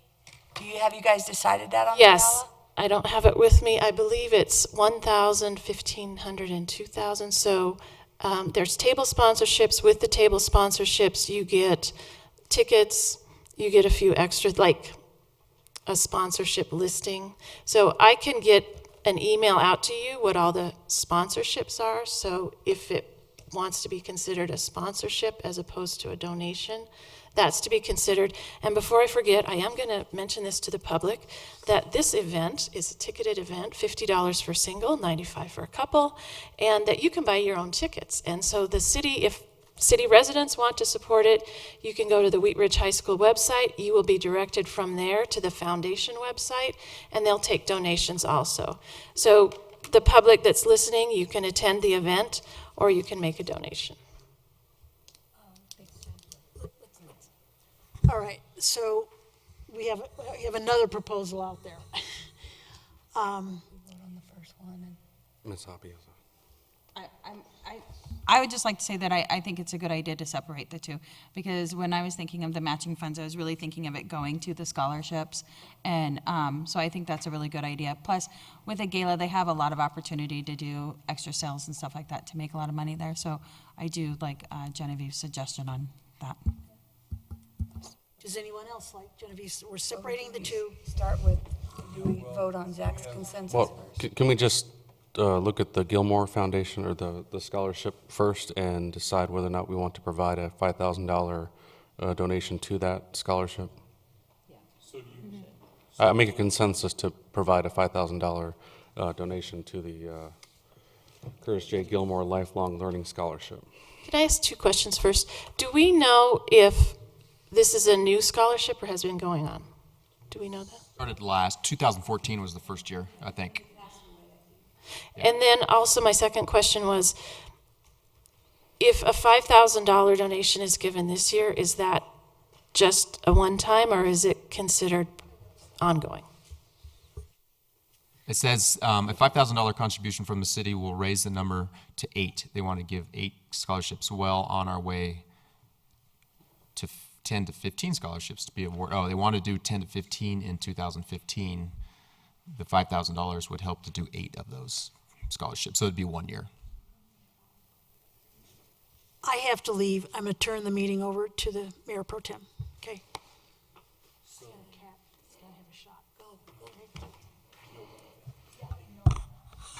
All right, so we have a consensus on the table and discussion on that consensus. So just to repeat, this is for $5,000 for the Gilmore Foundation. Straight donation. Scholarship program. Right. Was that I will vote in favor of this, but I make one caveat that I really do want to see us come back at another study session and discuss some of the other, especially Everett Middle School. If that's Do okay. that at the same time then? No, I mean, No. we're saying yes to this, but Yes. but I'm just asking that we can bring this back and talk about Everett, because that's specifically, I think a group that we need to take care of. Okay, that looks like it's good.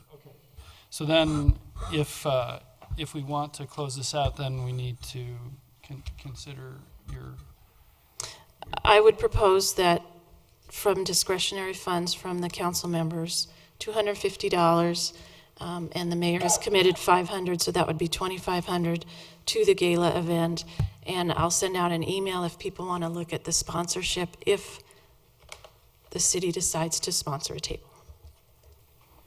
The city could sponsor a table, and that is how much are you going to? I'll send them out. There's 3 Okay. different levels, but I'll send it out. I want to say there's 1,000, 1,500, I think 2 or something. but for clarification, yeah, so those are two different That's a things. separate For issue, yeah. clarification, if we got $250 from everyone, we could just call it a donation so that we're not taking up a table that could be sold otherwise. Right. But could we consider sponsoring a table as a city?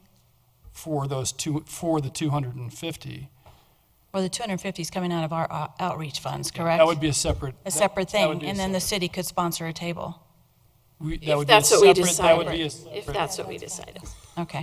And I don't think we can make that decision because we don't know what the price points are at this point, so. I'll when- send that out.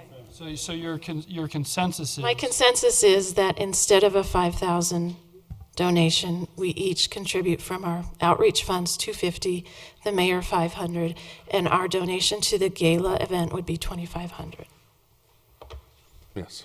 I guess I don't want to be a downer, but I guess my request would be that we consider sponsoring 250, because to me, I might just use my own money and go to the gala and then spend even more money that is more than 250, so I might not want to use my outreach money, because I have it kind of earmarked for certain things for my entire constituents. So I don't want to have to commit, but that we consider it, yes. And I will personally take care of it on my end, but it might not come from my outreach, so there might be other ways I'd support the group. Okay, and then I'll email to everyone the sponsorship and what you get with that, and then we can discuss that maybe at the next meeting. Yes. So we got that? Okay. Okay, that's right. Everyone who raised their hands, we know where you live, literally.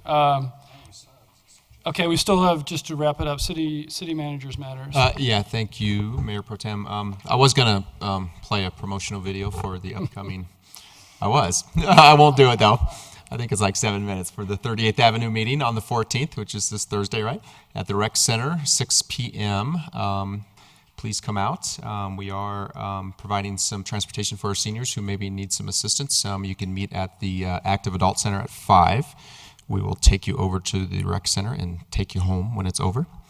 So please come out. And if it's overwhelmingly success and we have too many people, the fire marshal kicks some of us out, we're going to plan a second meeting. So if you do show up and for some reason it's that we're busting at the seams, we will schedule a second meeting. So we just have no idea how many people are going to show up at this point. So thanks. Thank you. City attorneys matters. Nothing tonight, thanks. Elected officials matters, Madam Clerk. Given the lateness of the hour, I think I'll pass. Brilliant. Ms. Wood? Mr. Fitzgerald? Ditto. Sir? Madam? Meeting adjourned.